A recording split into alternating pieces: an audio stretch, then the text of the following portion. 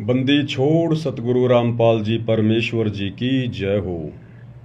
सत्साई भाई और बहनों, दया परमपिता परमेश्वर जी की, सारी सृष्टि के सर्जनहार सतगुरु रामपाल जी भगवान की, जिनके विशेष आशीर्वाद से, शुभ आशीर्वाद से आप और हम सभी सत्सेवक भाई बहन साध संगति से जुड़कर अपनी आत्मा के कल्याण हेतु गुरुदेव भगवान के अमर तत्व ज्ञान को आधार बनाकर हर प्रकार से मर्यादाओं में रहते हुए, संघर्ष करते हुए निरंतर भक्ति मार्ग पर आगे की ओर ही बढ़ रही हैं। भाई और बहनों, इस कलयुग की बिचली पीढ़ी में, इस घोर कलयुग में जहां चारों तरफ राग, द्वेष, ईर्ष्या, मान बढ़ाई, मनमुटाव, हिंसा, इन सभी बकवादों का जोर है, दबाव है, प्रेशर है, और उसके बावजूद हजारों की संख्या में हंस आत्माएं अपने गुरु को परमेश्वर मानकर, पूर्ण ब्रह्म परमात्मा मानकर, और ना सामाजिक दबाव का किसी प्रकार से कोई प्रेशर ले रहे हैं, ना किसी प्रकार की लोकलाज को मान रहे हैं, बस अपनी आत्मा का कल्याण देख रहे हैं और गुरुदेव भगवान की खुशी देख रहे हैं। क्योंकि गुरुदेव भगवान स्वयं कबीर परमेश्वर हैं और ये परमात्मा इस 21 ब्रह्मांड में, इस गंदे लोक में बिजनेस करने नहीं आते, कोई और काम धंधा करने नहीं आते। इनका केवल एक ही टारगेट होता है कि जितनी ज़्यादा हो सके और कम से कम समय में अपनी विशेष प्यारी आत्माओं तक ये संदेशा पहुंचा दूं, तत्व ज्ञान पहुंचा दूं, और हर प्रकार से उनको तैयार करके और सतलोक ले चलूं। और जो जो हंस आत्माएं अपने गुरुदेव को परमात्मा मानकर और उनके हृदय की बात को भली भांति समझकर, उनके सत्संग सुनकर और उनके वचन में रहते हुए अपने जीवन का एक ही लक्ष्य बना लेती हैं कि अब की बार 84 से पार, अब की बार 84 से पार, बस इसी बात से सतगुरु प्रसन्न होता है। तो उन आत्माओं का फिर गुरुदेव के अकाउंट में एक विशेष लेखा लिख दिया जाता है। क्योंकि भाई और बहनों, हम वापस सतलोक कब जाएंगे, कब हमारा वो समय आएगा, आप और हमें नहीं पता। लेकिन गुरुदेव भगवान अंतर्यामी, सबका लेखा जोखा रखने वाले, इन्होंने पहले ही लिखा हुआ है कि कब किस आत्मा की सजा पूरी होगी। क्योंकि हम यहां 21 ब्रह्मांड में सजा भोगने के लिए आए हुए हैं। सृष्टि रचना के माध्यम से हम सबको पता चल चुका है कि सतलोक में हमने क्या बहुत भयंकर गलती की थी। हम पतिव्रता पद से नीचे गिर गए थे। हम अपने परमपिता परमेश्वर को ना पहचान कर, ना जानकर, और इस काल के ऊपर, ज्योति निरंजन के ऊपर आस्था लगा बैठे थे। और ये हमें यहाँ बहला फुसलाकर, मीठा लोभ लालच देकर ले आया। और अब हम यहाँ किस प्रकार से दुखी हैं, महादुखी हैं, ये आप और हमसे बिल्कुल भी छुपा हुआ नहीं है। और अगर छुपा हुआ था काल प्रभाव से, तो गुरुदेव भगवान ने हमें सद्बुद्धि देकर, शास्त्रों से प्रमाण देकर, सत्संग कर करके उस बात से भली भांति रूबरू करवा दिया है। तो भाई और बहनों, गुरुदेव भगवान को पहले से पता है कि किस आत्मा की सजा पूरी हो चुकी है। और इस कलयुग की बिचली पीढ़ी में सतगुरु रामपाल जी भगवान के धरती पर सह शरीर रहते सहते केवल वही आत्माएं पार होंगी जिन आत्माओं की सजा काल लोक से पूरी हो चुकी है। क्योंकि हम यहाँ 21 ब्रह्मांड में जेल में हैं, जेल में, ये सतलोक की जेल है। और गुरुदेव ने बताया, सतलोक में यदि कोई आत्मा गलती करती है तो फिर उसको यहां जेल में सजा के लिए भेज दिया जाता है। और यहां हम चाहे ब्रह्मा विष्णु महेश बन जाएं, वो भी हम सजा भुगत रहे हैं बिना ज्ञान के। तो यदि कोई छोटा सा गांव का सरपंच बन जाए, वो भी अपने आप को बहुत ज्यादा खुशी मानता है, सुखी मानता है कि मेरे बराबर सुखी कोई नहीं है। लेकिन गुरुदेव का तत्व ज्ञान कहता है कि यदि हम यहां ब्रह्मा विष्णु महेश की भी पदवी प्राप्त कर लेते हैं, यहाँ के छोटे मोटे राजा महाराजा, प्रधानमंत्री, राष्ट्रपति तो छोड़ दीजिए, अगर हम ब्रह्मा विष्णु महेश की पदवी भी प्राप्त करते हैं तो वो भी हम सजा भोग रहे हैं, सजा। क्योंकि ब्रह्मा विष्णु महेश की पदवी प्राप्त करके हम कितनी बकवाद करेंगे, कितने अपने कर्म फोड़ेंगे, अपनी भक्ति को खर्च करेंगे। जो भक्ति हम मनुष्य जन्म प्राप्त करके इस पृथ्वी लोक पर करते हैं, उस भक्ति की शक्ति को हम ब्रह्मा विष्णु महेश बनकर बकवाद करके, राज्य भोग के, झूठा सुख भोग के काल का हम उसको बर्बाद करेंगे। और जब हमारे वो पुण्य समाप्त हो जाएंगे, जब ब्लेडर से हवा निकल जाएगी, गुब्बारे से हवा निकल जाएगी, फिर वो गुब्बारा झाड़ियों में जाके गिरता है, कांटे चुभते हैं, फटता है फिर वो। तो ब्रह्मा विष्णु महेश की पदवी प्राप्त करके, अपने पुण्य अक्षीण करके, फिर हम आत्माएं 84 लाख योनियों में लंबा चक्कर काटने के लिए चले जाते हैं। किसी को नरक में भेज दिया जाता है, किसी को पृथ्वी लोक पर मनुष्य जन्म दे दिया जाता है। तो भाइयों और बहनों, या तो ब्रह्मा विष्णु महेश की पदवी भी सजा है, सजा। लेकिन ये सजा हमें कब महसूस होगी? जब हम गुरुदेव की शरण में आएंगे, जब हमें ये तत्व ज्ञान सुनने को मिलेगा, और सुनने के बाद गुरुदेव के विशेष आशीर्वाद से जब हम इसको समझने लगेंगे।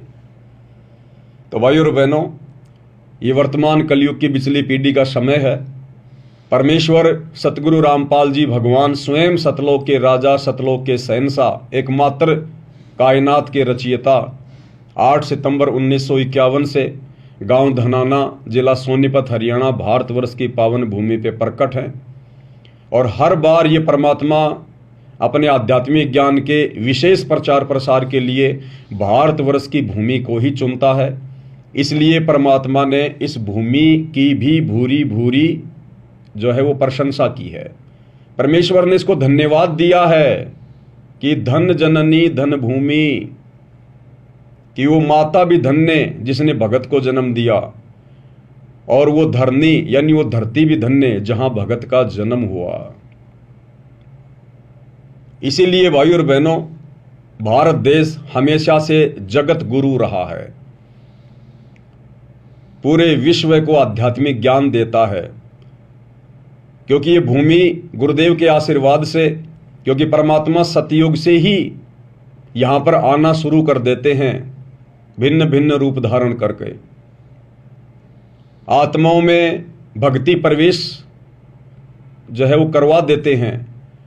और उस भक्ति की शक्ति से यहां पर ऋषि मुनि बनते हैं, भगत आत्माएं बनती हैं, धर्म करती हैं, यज्ञ करती हैं, वेदों अनुसार साधना करती हैं, जिस कारण से काल अन्य देशों की तुलना में भारतवर्ष की संस्कृति को ज्यादा नहीं बिगाड़ पाता है। जिस प्रकार ये पश्चिमी देशों की संस्कृति, जहां पर लोग नंगे होकर घूमते हैं, ना कोई माता पिता की शर्म है, ना कोई व्यवहार उनका अच्छा है, केवल अपना स्वार्थ ही है। लेकिन परमात्मा भारतवर्ष की भूमि को जो है वो बचा के रखते हैं भक्ति की शक्ति से। इसलिए काल ज्यादा कुछ यहां बिगाड़ नहीं पाता है। और आने वाला जो विनाशकारी समय है, हम जिस युग परिवर्तन के दौर से गुजर रहे हैं, इस युग परिवर्तन के समय में वैसे घमासान तो मचेगा ही मचेगा, इसमें तो कोई दो राय नहीं है। क्योंकि जो भक्तिहीन प्राणी हैं, जो भक्ति के योग्य आत्माएं नहीं हैं, उन आत्माओं को यहां से जाना पड़ेगा, ताकि आने वाले समय में वे आत्माएं आप और हमें डिस्टर्ब ना करें, आप और हमारी भक्ति में कोई बाधा उत्पन्न ना करें। तो उन आत्माओं को तो यहां से किसी भी कारण से जाना पड़ेगा। तो 2028 युग परिवर्तन का समय गुरुदेव ने निश्चित किया हुआ है, पूर्व निर्धारित है, और बवंडर मचेगा। क्यों मचेगा? क्योंकि गुरुदेव भगवान ने कोशिश की सन 1993 से गांव-गांव जाकर लोगों को समझाकर। अब गुरुदेव ने केवल एकमात्र भारत को थोड़ी समझाना है, पूरे विश्व में उन्हीं की आत्माएं हैं। तो गुरुदेव भगवान ने फिर अपनी वचन शक्ति से आप और हमें सोशल मीडिया दी। ये विज्ञान धीरे धीरे गुरुदेव भगवान के आशीर्वाद से आगे बढ़ने लगी। क्योंकि आप देखिए भाई और बहनों, जो कलयुग का जो ये दूसरा जो ये चरण है, जो बिचली पीढ़ी है, ये 1951 से शुरू हुई है। इस कलयुग का जो प्रथम चरण था वो था जब कबीर परमात्मा, यही सतगुरु रामपाल जी आज से 650 साल पहले बनारस के काशी शहर में लहरतारा तालाब पर एक विकसित कमल के फूल पर शिशु रूप में सशरीर सुबह ब्रह्म मुहूर्त में प्रकट हुए थे। सन 1398 वो दिन इस कलयुग की जो है प्रथम चरण था, वो प्रथम चरण का दिन था वो। तो सन 1398 से लेकर और जब परमात्मा मगर से अपनी लीला करके सशरीर सतलोक को गए सन 1518, तो ये जो बीच का समय था ये कलयुग की बिचली पीढ़ी का समय था। अब ये भी देखो भाई और बहनों, आप और हमारे लिए एक बहुत ही अच्छी शिक्षा देने वाला विषय है। कलयुग को स्टार्ट हुए तो 5500 साल हो गई, लेकिन कलयुग स्टार्ट होते ही कलयुग का प्रथम चरण नहीं माना जाता। कलयुग का प्रथम चरण परमात्मा ने किस समय को सेलेक्ट किया? जितने दिन कबीर परमात्मा यानी 120 साल धरती पर रहे 650 साल पहले, केवल उसी समय को परमात्मा ने कलयुग की बिचली पीढ़ी का समय निर्धारित किया, निश्चित किया। सन 1398 से 1518, उसके बाद वो समय समाप्त हो गया। अब गुरुदेव भगवान कई बार सत्संगों में जिक्र करते थे कि बच्चों अब पुनः सन 1951 से कलयुग की पीढ़ी का दूसरा जो ये चरण है वो शुरू हो चुका है, लेकिन आप और हम समझ नहीं पा रहे थे। अब गुरुदेव के आशीर्वाद से समझ में आया कि जब जब वो कबीर परमात्मा धरती पर सशरीर प्रकट होता है, आता है अपनी आत्माओं को विशेष ज्ञान देने के लिए, तत्व ज्ञान देने के लिए, और जब तक परमात्मा धरती पर रहता है, जो पूरा जीवन एक लीला करता है, जब तक परमेश्वर रहते हैं तब तक ही वो समय रहता है, वो चरण रहता है। तो वर्तमान जो कलयुग की बिचली पीढ़ी चल रही है ये 8 सितंबर 1951 से शुरू हुई है, क्योंकि उस दिन कबीर परमेश्वर सतगुरु रामपाल जी सतलोक से सशरीर चलकर धरती पर प्रकट हुए। और जब तक गुरुदेव भगवान सशरीर संत रूप में धरती पर रहेंगे, उनके चरण कमल रहेंगे, तब तक ही कलयुग की दूसरी पीढ़ी का चरण रहेगा। इसलिए मोक्ष प्राप्त करने का सुनहरा अवसर, गोल्डन चांस केवल तब तक ही है जब तक सतगुरु रामपाल जी भगवान सशरीर धरती पर हैं। उसके बाद कलयुग की बिचली पीढ़ी का वो चरण समाप्त हो जाएगा। केवल ये मार्ग चलेगा, ये भक्ति चलेगी, लेकिन गुरुदेव के सतलोक गमन करने के बाद आत्माएं मोक्ष प्राप्त नहीं कर पाएंगी। इसलिए भाई और बहनों, आप और हमने ज्ञान को आधार बनाकर अपनी हर प्रकार की कमजोरियों को बाहर निकालकर और तन मन धन से सिर धड़ की बाजी गुरुदेव के चरणों में अपनी आत्मा के कल्याण के लिए लगा देनी है कि यो सौदा फिर नाही रे संतो, यो सौदा फिर नाही, और अब की बार 84 से पार। यानी अब हमने दाएं बाएं ऊपर नीचे देखना ही नहीं है। समाज, परिवार, रिश्तेदार, हमने उनकी उन ज्ञान विरुद्ध परंपराओं को, मर्यादाओं को, रीति रिवाजों को देखना ही नहीं है। आज भले दुनिया नाराज हो तो हो जाए, 100 बार हो जाए, 1,00,000 बार हो जाए, अब हमने गुरुदेव भगवान को नाराज होने का मौका नहीं देना है।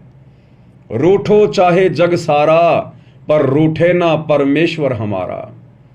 भाई घर छूटो चाहे जग रूठो, चाहे रूठो ये संसारा हो, कौन सुनेगा मेरी काल लोक में, जय गुरु रूठ गया मेरा हो। इसलिए भाई और बहनों, अब हमारा केवल एक ही लक्ष्य होना चाहिए, एक ही टारगेट होना चाहिए कि अब की बार 84 से पार। हालांकि परमात्मा तो निश्चित करके आते ही हैं कि कितनी आत्माओं का मोक्ष होगा, कितनी आत्माओं का वो ठीक का समय आ चुका है, कितनी आत्माओं की काल लोक से सजा पूरी हो चुकी है, वो आत्मा तो जाएंगी ही जाएंगी। उन आत्माओं को चाहे काल कितना ही बिगाड़ने का प्रयास करे, कितना ही डराने का, धमकाने का, तोड़ने का प्रयास करे, उन आत्माओं पर गुरु की विशेष रजा होने के कारण काल अंत में उनका कुछ नहीं कर पाएगा। उनको तो परमात्मा ने एन केन और प्रकरण लेकर ही जाना है, एट द कॉस्ट, किसी भी कीमत पर। लेकिन ये सुनहरा मौका उन आत्माओं के पास भी है। वो आत्माएं भी अपनी सजा कंप्लीट करवा सकती हैं, जिनकी थोड़ी बहुत सजा अभी भी बाकी है, रह रही है। क्योंकि गुरुदेव ने बताया, गरीब निर्गुण सरगुण एक है, दूजा ब्रह्म विकार, और निर्गुण साहिब एक है, सरगुण संत विचार। कुछ ऐसी वाणी है मालिक की। यानी ये कबीर परमात्मा सतगुरु रामपाल जी जब निर्गुण रूप में सतलोक में बैठे रहते हैं, सारी सृष्टि का संचालन करते हैं एक जगह बैठकर, उस समय ये परमात्मा इस 21 ब्रह्मांड की आत्माओं को और अक्षर पुरुष के 7 संख ब्रह्मांड की आत्माओं को केवल उनके भाग्य के अनुसार ही सुख या दुख प्रदान करता है। अगर किसी के भाग्य में दुख है तो सतलोक में बैठा हुआ यह कबीर परमात्मा सतगुरु रामपाल जी उसे सुखी नहीं कर सकता। अगर किसी के भाग्य में सुख है तो किसी भी प्रकार का उसको दुख नहीं मिल सकता, जब तक उसके पुण्य हैं, जितना उसके भाग्य में, उसके प्रारब्ध में, उसकी डेस्टिनी में, उसकी किस्मत में परमात्मा ने लिख दिया है, वैसा ही होगा। लेकिन जब वो निर्गुण रूप में सतलोक में बैठा हुआ कबीर भगवान सतगुरु रामपाल जी जब सरगुण रूप में, संत रूप में, सतगुरु रूप में, तत्वदर्शी संत के रूप में धरती पर प्रकट होते हैं, उस समय वो परमात्मा हम आत्माओं के भाग्य को चेंज भी कर सकता है, हमारे भाग्य में लिखे हुए दुखों को सुखों में तब्दील कर सकता है, हमें भाग्य से अधिक दे सकता है। इसलिए आज उन आत्माओं के पास भी मौका है जिन आत्माओं की अभी काल लोक से सजा पूरी नहीं हुई है। इसलिए हम सभी ने सिर धड़ की बाजी लगानी है, क्योंकि ना तो मुझे पता क्या वास्तव में मेरा समय आ चुका है, क्या ये मेरा लास्ट जन्म है। ये बात ना तो मुझे पूरी तरह से पता है, ना आपको पूरी तरह से पता है। यानी ना तो उन भक्तों को पता जिनकी सजा का समय पूरा हो चुका है, और ना उनको पता जिनकी सजा थोड़ी बहुत पूरी है। इसलिए कोशिश सबने सिर धड़ की बाजी लगाकर करनी है। इसलिए भाइयों और बहनों, ये अंतिम दांव है, अंतिम चांस है। और इस समय यदि हम रह गए किसी भी कारण से, कारण तो आप और हमारी कमजोरी होगा, दूसरा तो कोई कारण होगा ही नहीं। परमात्मा की तरफ से तो कोई कमजोरी रहेगी नहीं। अगर कमजोरी होगी इस कलयुग की पिछली पीढ़ी में सतगुरु की शरण में आने के बाद, तो केवल आप और हम आत्माओं की रहेगी। तो हमने हर प्रकार की कमजोरी को इस ज्ञान को आधार बनाकर ही और गुरुदेव भगवान को प्रसन्न करके ही पूरा करना है। क्योंकि गुरुदेव कहते हैं, इन बातों के पाइए कर सतगुरु नजर निहाल, और राजी कर सतगुरु रूठे नु। हमने जिस सतगुरु को शतलोक में नाराज कर दिया था, कभी अनंत करोड़ युगों पहले, जब हमने काल के ऊपर आस्था प्रकट की थी, जब हम पतिव्रता धर्म से उस पद से नीचे गिर गए थे, तो उस समय हमने सतगुरु को नाराज किया था। आज वही सतगुरु कबीर साहेब सतगुरु रामपाल जी धरती पर आप और हमें लेने आए हैं। इसलिए आज हमने उनको प्रसन्न करना है, उस रूठे हुए सतगुरु को पुनः प्रसन्न करना है, राजी करना है, ताकि वे हमें अपने साथ अपने शब्द स्वरूपी विमान में बैठाकर वापस घर ले चलें। जिस घर जाने के लिए, जिस घर की प्राप्ति के लिए और आज से पहले आप और हम आत्माओं ने ही, जिनका सतयुग में भी जन्म हुआ, त्रेता में भी हुआ, द्वापर में भी हुआ, आप और हम आत्माओं ने ना जाने क्या क्या यत्न और प्रयत्न किए। परमात्मा कहते हैं ना, या गिद्दड़ वाली रात 84, यानी एक गिद्दड़ होता है वो कुएं में गिर जाता है, झेरे कुएं में। अब जंगल में कौन सुना है उसकी आवाज, और कुआं भी गहरा, और वो बहुत ज्यादा वो प्रयास करता है बाहर निकलने का, लंबी लंबी वो छलांगा मारता है। या गिद्दड़ वाली रैन 84, आन पड़या हूं झेरे में, ऊंची ऊंची लाई छलांगा, यतन किए बहुतेरे में। तो वो गिद्दड़ बहुत ज्यादा यत्न करता है, प्रयत्न करता है, चिल्लाता है, चीखता है कि शायद कोई मेरी मदद कर दे, मैं यहां से बाहर निकल जाऊं। लेकिन वो इतनी ऊंची छलांग नहीं लगा पाता कि कुएं से बाहर निकल जाए, और सुनने वाला भी वहां कोई नहीं।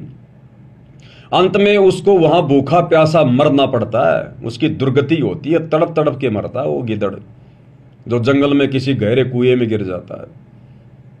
तो आप और हम इस 21 ब्रह्मांड रूपी काल के झेरे कुएं में गिरे हुए हैं। और गुरुदेव ने कहा कि पुण्यात्माओं, सतयुग से लेकर त्रेता द्वापर में युगों युगों तुम लोगों ने इस झेरे कुएं से बाहर निकलने के लिए बहुत यत्न किए, प्रयत्न किए, घर छोड़ा, बाल बच्चे छोड़े, संपत्ति छोड़ी, वैराग्य धारण किया, साधु बने, कभी संत बने, कभी जंगल में गए, कभी गुफाओं में गए, अपना शरीर गाड़ दिया, लेकिन तुम इस झेरे कुएं से बाहर निकल ना पाए, क्योंकि रास्ता नहीं था, मार्ग नहीं था, विकल्प नहीं था। गुरुदेव कहते हैं ना कि लकड़ी की कुल्हाड़ी से यदि आप किसी पेड़ को काटना चाहोगे वो नहीं कटेगा, इम्पॉसिबल। उसके लिए तो लोहे की तीखी कुल्हाड़ी चाहिए, यानी साधन भी बिल्कुल परफेक्ट चाहिए।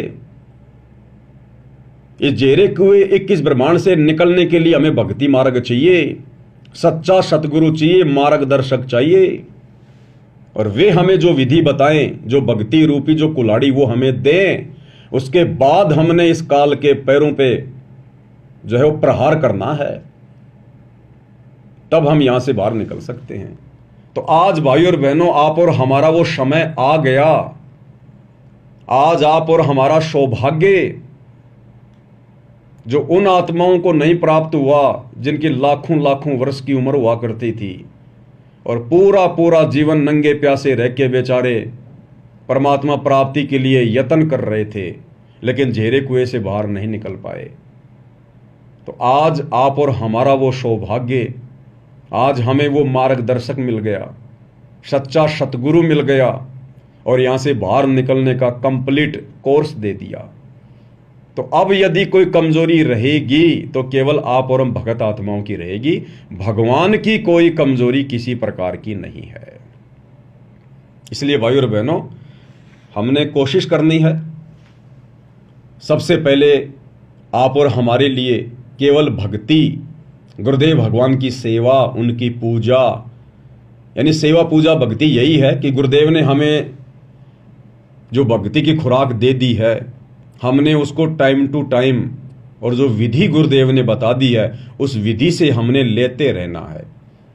और कुछ भी हो जाए, कितना ही बड़ा संकट आता दिखाई दे और मान लीजिए आ भी जाए, तो भी हमने भक्ति मार्ग से दूरी नहीं बनानी। अपने मन में किसी प्रकार का कोई दोष पैदा नहीं होने देना, चाहे पूरा परिवार क्यों ना खत्म हो जाए, क्योंकि ये परिवार ना जाने कितनी बार खत्म हो चुके हमारे, कोई पहली बार थोड़ी होगा। अगर होना होगा, वैसे तो सतगुरु की शरण में आने के बाद कांटा भी नहीं लगता। गुरुदेव कहते हैं अगर मर्यादा में रहोगे तो, अगर विश्वास तुम्हारा पक्का है तो कांटा भी नहीं लगने देगा परमात्मा। ये तो कांटे निकालने वाला भगवान है, कांटे चुभाने वाला थोड़ी है। लेकिन किसी कारण से हो सकता है हमारे हित में, हमारे भले में, वो सूली की सजा मान लो अगर कांटे में वो टल रही है, ऐसी कोई आपत्ति, कोई परेशानी भी आ जाए, तो भी हमने अपने विश्वास को, गुरुदेव के ज्ञान को आधार बनाकर डगमग नहीं होने देना। परमात्मा कहते हैं द्वार धनी के पड़ा रहे चाहे धक्के धनी के खा, शो काल झक जोर ही पर द्वार छोड़ ना जा। काल तो कोशिश करेगा हर प्रकार से तोड़ने का, मरोड़ने का, लोकलाज में फंसाने का, दबाव बनाएगा, डराएगा, धमकाएगा, मन में सौ प्रकार की चिंताएं पैदा करेगा। लेकिन आप और हमने गुरुदेव के ज्ञान आधार रूपी रस्सी को पकड़ के रखना है, जकड़ के रखना है। और फिर हम आत्माओं के दृढ़ विश्वास को देखकर परमात्मा फिर हमारे साथ ही तो रहता है, हमारे पीछे तो रहता है परमात्मा। और अपनी वाणी में फिर गुरुदेव कहते हैं, जय तू चाले एक कदम मैं चालूं कदम 60, कि अगर तू भक्ति मार्ग पर मेरे ऊपर विश्वास कर कर ज्ञान को आधार बनाकर अगर तू एक कदम भी आगे बढ़ेगा तो गुरुदेव कहते हैं बेटा तेरे लिए, तेरे भविष्य के लिए, तेरे संकटों का विनाश करने के लिए मैं 60 कदम आगे चलूंगा, 60 कदम।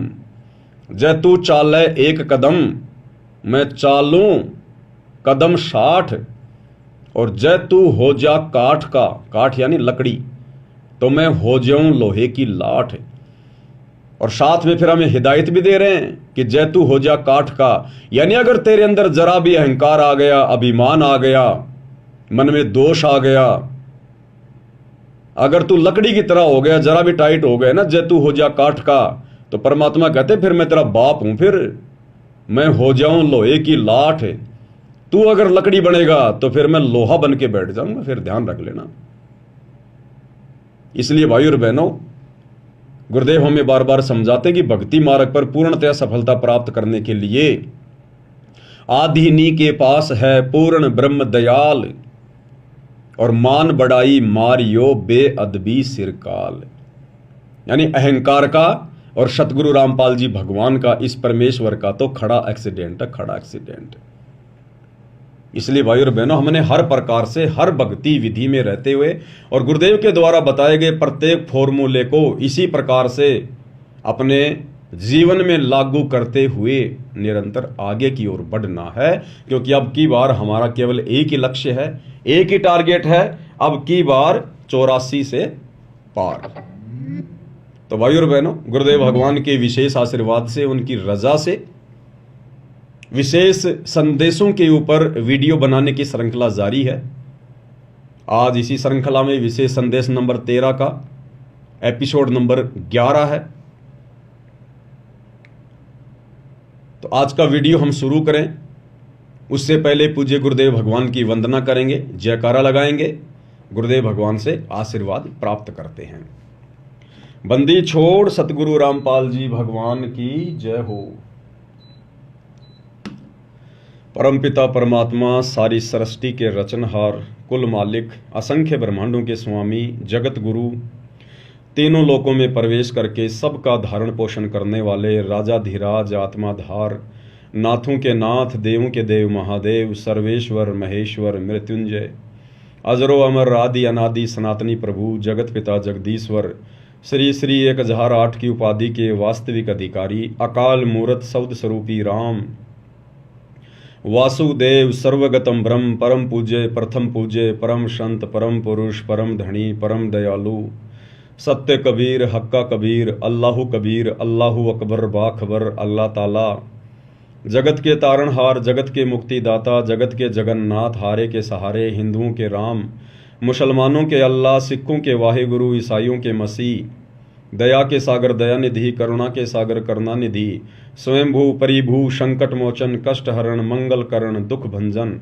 अविगत कबीर, निर्विकार निर्विषम परमात्मा, अलय अलेख सतगुरु, आदि अनादि सतगुरु, असली मर्यादा पुरुषोत्तम, असली राम, असली कृष्ण, असली घनश्याम, असली मुरारी, राजाओं के राजा, महाराजाओं के महाराजा, शहंशाहों के शहंशाह, सम्राटों के सम्राट, भगवानों के भगवान, अल्लाहों के अल्लाह, प्रभुओं के प्रभु, मसीहाओं के मसीह, सच्चे वाहेगुरु, बाबाओं के बाबा, पीरों के पीर, सेठों के सेठ, जगत सेठ, सावलसा सेठ, सर्वगुण संपन्न, अनंत कोटि कलाओं के स्वामी, अनंत कोटि ब्रह्मांडों के नायक, योगियों में महायोगी, ध्यानियों में महाध्यानी, सिद्धों में परम सिद्ध, ज्ञानियों में तत्वज्ञानी, ब्रह्म ज्ञानी, महाज्ञानी, परम ज्ञानी, सर्वश्रेष्ठ ज्ञानी, विज्ञानी, युवा कबीर, समर्थ कबीर, असमवात, अमित ओजा, सच्चे रहनुमा, करीम अल्लाह, सुभान अल्लाह, दुनिया के अंतिम पैगंबर 8 सितंबर 1951 से गांव धनाना, जिला सोनीपत, हरियाणा, भारतवर्ष की पावन भूमि पे प्रकट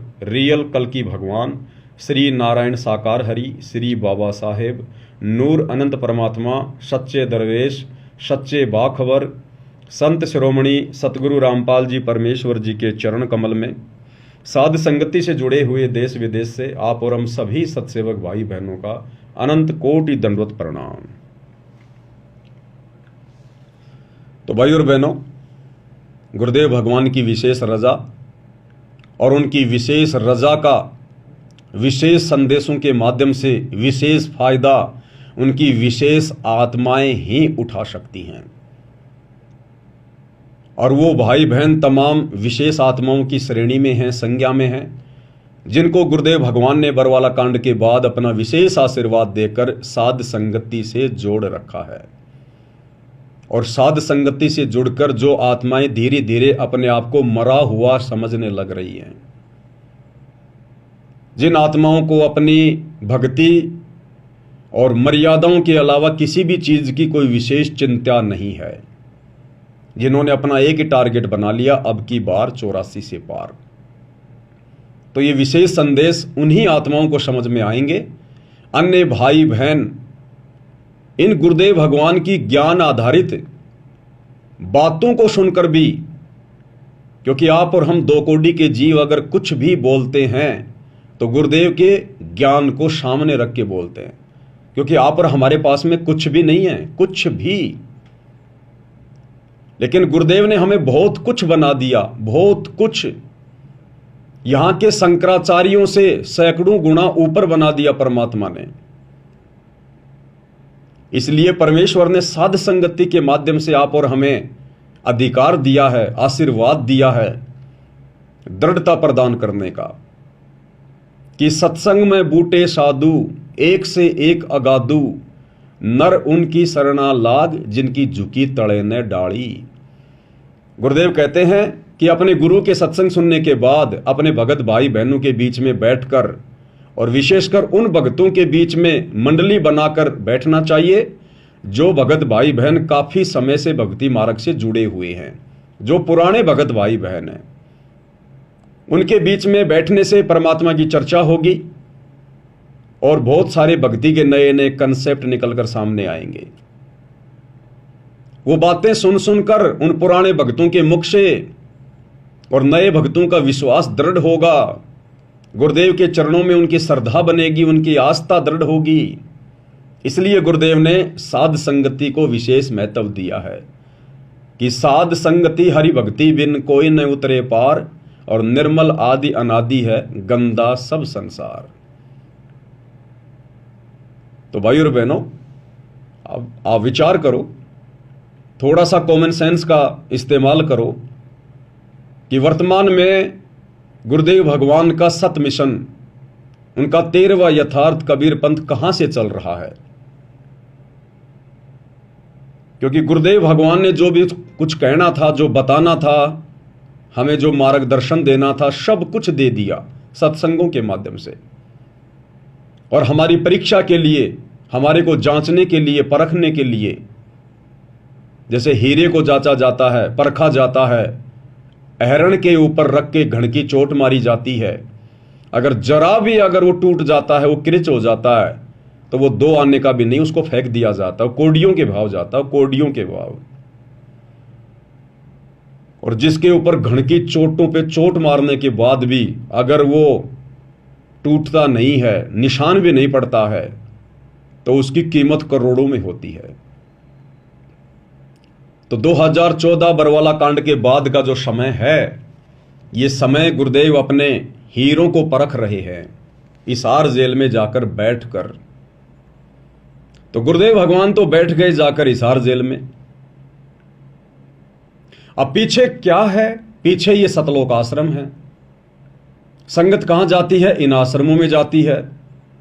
तो विचार करो, गुरुदेव का मिशन चल कहां से रहा वर्तमान में, क्योंकि गुरुदेव तो जेल में जाकर बैठ गए। और पीछे ये जितने भी सतलोक आश्रम खुले हुए हैं, इन सतलोक आश्रमों के संचालकों की, गुरुदेव के परिवार की, इन कोऑर्डिनेटरों की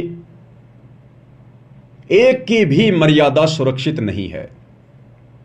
गुरुदेव ने हमें जो मार्ग दिखाया, जो मर्यादा बताई, ये लोग लगातार उसकी धज्जियां उड़ा रहे हैं। इस भक्ति मार्ग में राजनीति का समावेश इन लोगों ने कर दिया।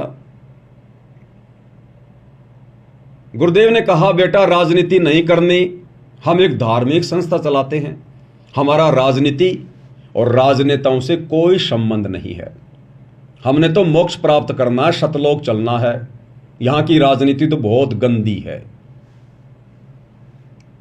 लेकिन 2019 में इसी सतलोक आश्रम ने कांग्रेस का सपोर्ट किया, 2024 में लोकसभा चुनाव में बीजेपी का सपोर्ट किया, और अन्य छोटे मोटे राजनेताओं से तो अपने धार्मिक स्वार्थों के लिए, अपने राजनीतिक स्वार्थों के लिए ये लोग मिलते ही रहते हैं, आडंबर करते ही रहते हैं। तो धज्जियां उड़ाई गुरुदेव के वचनों की। गुरुदेव ने कहा, बेटा मोबाइल में भी गेम नहीं खेलना। लेकिन इन लोगों ने बरवाला में, धनाना के गांव वालों के लिए और बैडमिंटन का स्टेडियम बनवा दिया करोड़ों रुपए का। गुरुदेव के आदेशों की, उनके वचनों की धज्जियां उड़ाई गई। गुरुदेव ने कहा, बेटा हमने मोबाइल में कार्टून वगैरह नहीं देखने। इन लोगों ने कहा, गुरुजी कोई बात नहीं, कार्टून नहीं देखेंगे, हम तो आपका ही कार्टून बना देंगे। और इन लोगों ने एक 25 मिनट की, अभी 28 जून 2025 को जो एक 3D फिल्म चलाई है, इन्होंने गुरुदेव भगवान का ही कार्टून बना दिया और पूरी संगत को दिखा दिया, सबकी मर्यादा तुड़वा दी। गुरुदेव ने कहा कि हमने मोबाइल में कार्टून नहीं देखना। इन लोगों ने गुरुदेव को कार्टून बनाकर और पूरी संगत को दिखा दिया। आदेशों की धज्जियां उड़ाई गई। गुरुदेव ने कहा कि हमारा संसार से कोई लेना देना नहीं है, जो लोग भक्ति मार्ग पर नहीं है वो हमारे लिए बाधक हैं, हमने उनके साथ बैठना भी नहीं चाहिए। दुनिया से ती दोस्ती, पड़े भजन में भंग, एकाएकी राम से या साधु के संग। या तो भगवान की भक्ति में लीन रहो, या मिलना उठना बैठना भी हो तो अपने भगत भाई बहनों के बीच में, यानी साध संगति ही करो। इन लोगों ने हरियाणा के जाट आरक्षण में लाखों भक्तों को बैठा दिया, महीने भर तक। सुबह जाते उनके धरनों पर, उनकी बकवादें सुनकर, गालियां सुनकर, अब जगत वाले क्या करेंगे? आरक्षण में बैठे हुए वो जाट भाई क्या कहेंगे? उनके मुख में तो वही बातें, बात बात पे गालियां। एक समय ये दास, बरवाला कांड हुआ ही था, उस समय ये दास हरियाणा के रोहतक में चला गया, जींद चौराहे पर, जहां पर एक नामदान सेंटर खुला हुआ था, जिसका संचालन हरियाणा का स्टेट कोऑर्डिनेटर अमन गोदारा कर रहा था। अमन गोदारा का वहां पर मकान है जींद चौराहे के पास। तो मैं चला गया वहां पर। अब शाम को ये 4-5 भगत वहां बैठे, सर्दियों का समय था, आग जला रखी थी, हाथ पैर सेक रहे थे, भक्ति की कोई बात नहीं, सांसारिक बातें, और वो भी आपस में गालियां निकाल निकाल के, मां बहन की आपस में, और सारे के सारे सारनामी और स्टेट कोऑर्डिनेटर। तो दास को थोड़ा अच्छा नहीं लगा, मैंने टोक दिया। मैंने कहा, भगत जी आप ये क्या कर रहे हो? आप तो बड़े पुराने पुराने भगत हो। अमन गोदारा जी, आप तो कहा करते थे कि जब मैं खेतों में, जब मैं ट्रैक्टर चलाया करता था, उस समय गुरुजी तो कई बार मेरे पास खेत में आ जाया करते थे, मैं ट्रैक्टर को रोक के फिर बैठ के बात किया करता था। इतने पुराने समय से मैं गुरुजी से जुड़ा हुआ हूं। और दास ने कहा कि आप लोग गालियां निकाल निकाल के बातें कर रहे हो, क्या गुरुदेव ने कभी बताया? ऐसी घटिया कभी शिक्षा दी गुरुदेव ने? तो हरियाणा का स्टेट कोऑर्डिनेटर अमन गोदारा मुझे बोला कि रे बागड़ी, बागड़ी यानी जो राजस्थान के लोग होते हैं उनको बागड़ी कहते हैं। बोला, रे बागड़ी तने बेरा को न्या। भाई किस बात का? बोले, ये हमारे हरियाणा की लैंग्वेज है, अरे या हेल्पिंग वर्ब है, जिसने तू गाड़ी कवे है ना, ये तो हरियाणा की भाषा में हेल्पिंग वर्ब है, हेल्पिंग वर्ब। इनके बिना तो हमारी बात ही पूरी ना होती। जब तक दो चार गाड़ियां ना निकाल लें तब तक तुम्हारा सेंटेंस पूरा नहीं होता। तो जिसने तू गाड़ियां कवे है ना, ये तो हमारी हरियाणा की भाषा में हेल्पिंग वर्ब है। तो दास ने कहा कि भगत जी, जगत वालों के लिए तो हेल्पिंग वर्ब हो सकती है, लेकिन तुम अब जगत वाले थोड़ी रहे हो, तुम तो भगत बन गए। और तुम यदि इन हेल्पिंग वर्बों का अभी भी यूज करोगे तो हमारे जैसे छोटे मोटे भगत क्या सीखेंगे, अन्य नए भक्तों पे क्या असर पड़ेगा। बोले बाढ़ में जाओ, पढ़ो तो पढ़ो, बोले हमने के लिए कोई ठेकेदारी ले रखी से। तो ये हाल था भाई और बहनों इन बड़े बड़े कोऑर्डिनेटरों का। इसलिए दास इनको जड़ से जानता है, इन सभी लोगों को जड़ से। परमात्मा ने मुझे मौका दिया इन लोगों की संगति करने का। 2013 में जैसे ही गुरुदेव भगवान ने मेरे ऊपर नाम दीक्षा की रजा बख्शी, तो मुझे पता चला कि भाई यहां तो सेवा भी मिलती है। तो मैं बाथरूम में चला गया। मैंने कहा भाई बाथरूम की सेवा लेंगे, सेवा करनी है फिर ढंग से करेंगे। तो बाथरूम वाले भाई बोले ऐसे बाथरूम की सेवा नहीं मिलती। बोले बाथरूम की सेवा और जूता घर की सेवा ये विशेष सेवा है, इस सेवा को करने से आधी नहीं आती है, और इस सेवा के लिए भाई गुरुदेव से प्रार्थना करनी पड़ती है डायरेक्ट। तो मैंने कहा वो कैसे होगी। बोला शाम को गुरुजी दर्शन देंगे, उस समय जाना और गुरुजी से प्रार्थना कर लेना, अगर गुरुजी यस कर दें तो आ जाना, नाम लिखवा देना। मैंने कहा ठीक है भाई। दास शाम को लाइन में लग गया। वैसे गया था दास, समागम में नहीं गया था, आड़े दिन गया था। उस समय समागम नहीं था बरवाला में, और किसी भगत को नाम दीक्षा वगैरह लेनी थी, तो मैं फ्री था। तो मेरे को फ़ोन किया गया, बोले भगत जी आप जाओगे क्या उनके साथ में। मैं तो तैयार हो गया तुरंत, मैं चलो भाई। तो वैसे गए थे। तो शाम को 4 साढ़े 4 बजे के बाद में अनाउंसमेंट हुआ कि जिन जिन भगत आत्माओं ने सतगुरुदेव जी के दर्शन करने हैं वो कृपया लाइन लगा लें। तो दास भी लाइन में लग गया दौड़ के। नंबर आया तो अब उस समय तो भाई और बहनों देखो हमारी भी बुद्धि इतनी काम कर रही थी, हम भी उस दाढ़ी मूंछ वाली फोटो को ही परमात्मा मान रहे थे। हालांकि गुरुदेव का जो दर्जा था हमारी नजरों में दाढ़ी मूंछ वाले से नीचे नहीं था, लेकिन बस वो गुलाम मिला सा ज्ञान था। गुरुजी कहते ना तुम्हारी ऐ नहीं मिट रही, वो वाली बात थी। तो दास ने कहा पहले तो मालिक ने आशीर्वाद दे दिया, नीचे गर्दन जाके कर ली, आशीर्वाद मिल गया। फिर दास ने कहा कि गुरुजी, बोले हाँ भाई। मगर गुरुजी दास को बाथरूम की सेवा चाहिए। अब ये मेरा बोलना भी बिल्कुल बेकार था, क्योंकि गुरुदेव एक सत्संग में कहते हैं कि बहुत सारे भगत जो है बार बार कहते हैं गुरुजी सार नाम दे दो, गुरुजी सार नाम दे दो। तो गुरुजी ने कहा रे अभी तो तुमने बोलना भी ढंग से नहीं सीखा, अभी तो तुम लोगों ने बोलना भी ढंग से नहीं सीखा कि अपने गुरु के साथ में कैसे बातचीत की जाती है, और तुम बाट देख रहे हो सार नाम की।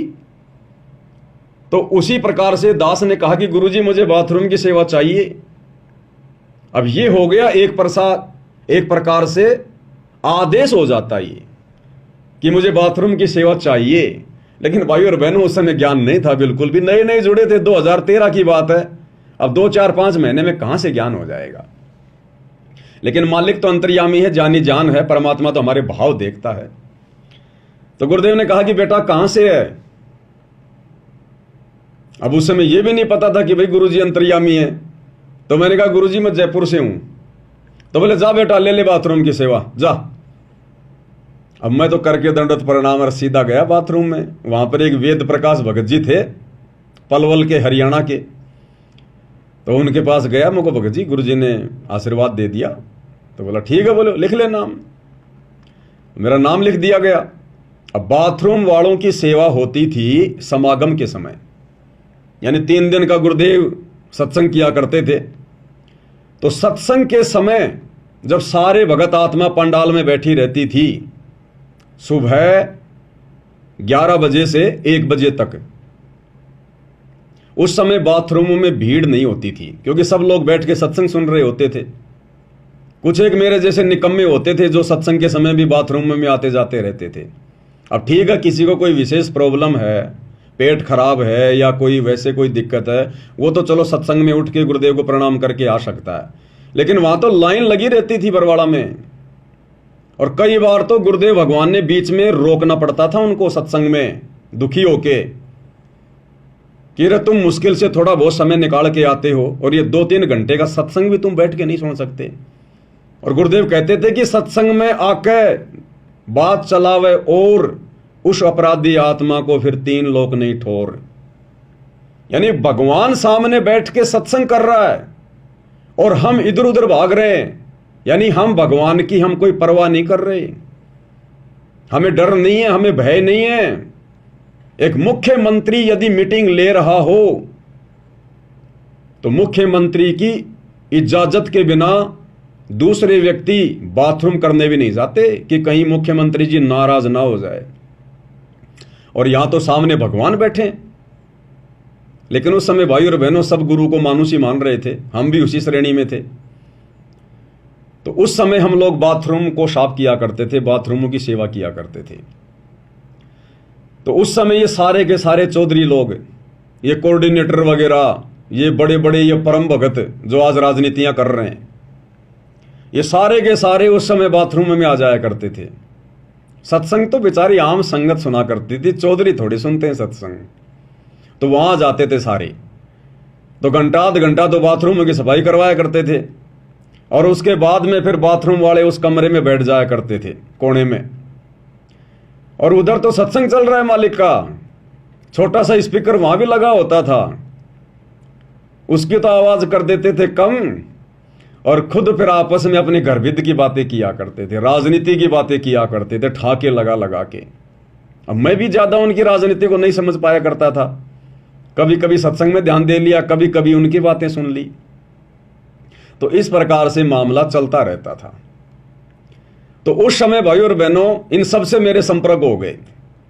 हमारे घर पर उस समय गाय थी, गाय। तो ये कहा करते थे, बागड़ी राजस्थान में घी अच्छा मिलता है, घी का बंदोबस्त है क्या? मेरे को मिल जाएगा, हमारे तो खुद का गाय है। तो कभी तो मेरे से 1 किलो मंगवाते, कभी 2 किलो मंगवाते और पैसे मेरे को दे दिया करते थे। तो कभी तो हरियाणा का स्टेट कोऑर्डिनेटर मेरे से घी मंगाता था, फिर उसको पता चलता कि कहां से मंगवा रहा है, अरे वो बागड़ी ले आवे, बागड़ी वो पवन। फिर यो राष्ट्रीय समाज सेवा समिति का अध्यक्ष रामकुमार ढाका आया, अरे बोलो बागड़ी मन को ने लाके दे, मगवा तेरे से क्या दुश्मनी है, फिर उसको लाके दिया। ऐसे कईयों को मैं वहां घी ला के दिया करता था। तो इनसे मेरी अच्छी खासी जान पहचान सी हो गई थी।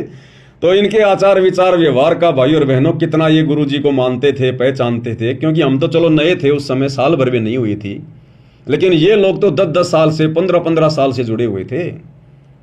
तो आज इनका वो आचरण, वो रवैया, कितना इन्होंने गुरु जी को जाना पहचाना, आज भली बात समझ में आ रहा है आज, कि आज भी ये लोग गुरु जी को मानुष ही मान रहे हैं। तो गुरुदेव के जेल जाने के बाद इन्होंने उनके हर प्रकार के नियमों की, मर्यादाओं की धज्जियां उड़ा रखी है, धज्जियां। इसलिए भाई और बहनों, दास ने उसको समझाया कि भगत जी, आम जगत वाला तो गालियां निकाल सकता है बातचीत में, लेकिन भगतों ने नहीं निकालनी चाहिए। बोले ना भाई ना, जब तक गाली ना निकाले हमारी बात ही पूरी नहीं होती। तो इस प्रकार से भाई और बहनों, दास पहले इनकी कुसंगति का शिकार था और शायद परमात्मा ने इसीलिए दास को इनके नजदीक जाने का मौका दिया, ताकि आगे चलकर परमात्मा ने बरवाला कांड के बाद में दास को निमित्त बनाना था, निमित्त साध संगतियों के लिए। और इनके आचरण से परमात्मा ने मुझे पहले ही परिचित करवा रखा था। और उसके बाद जब ये सरेआम गलतियां करने लग गए गुरुदेव की गैर हाजिरी में, तो फिर तो विश्वास दृढ़ हो गया कि ये तो वास्तव में बकवादी आदमी है, ये तो काल की आत्माएं हैं, ये सतगुरु के अंश नहीं है, खाली दिखावे के भगत हैं, दिखावे के भगत हैं। और आज देख लो इनका मनमाना आचरण आज सबके सामने है, सबके सामने।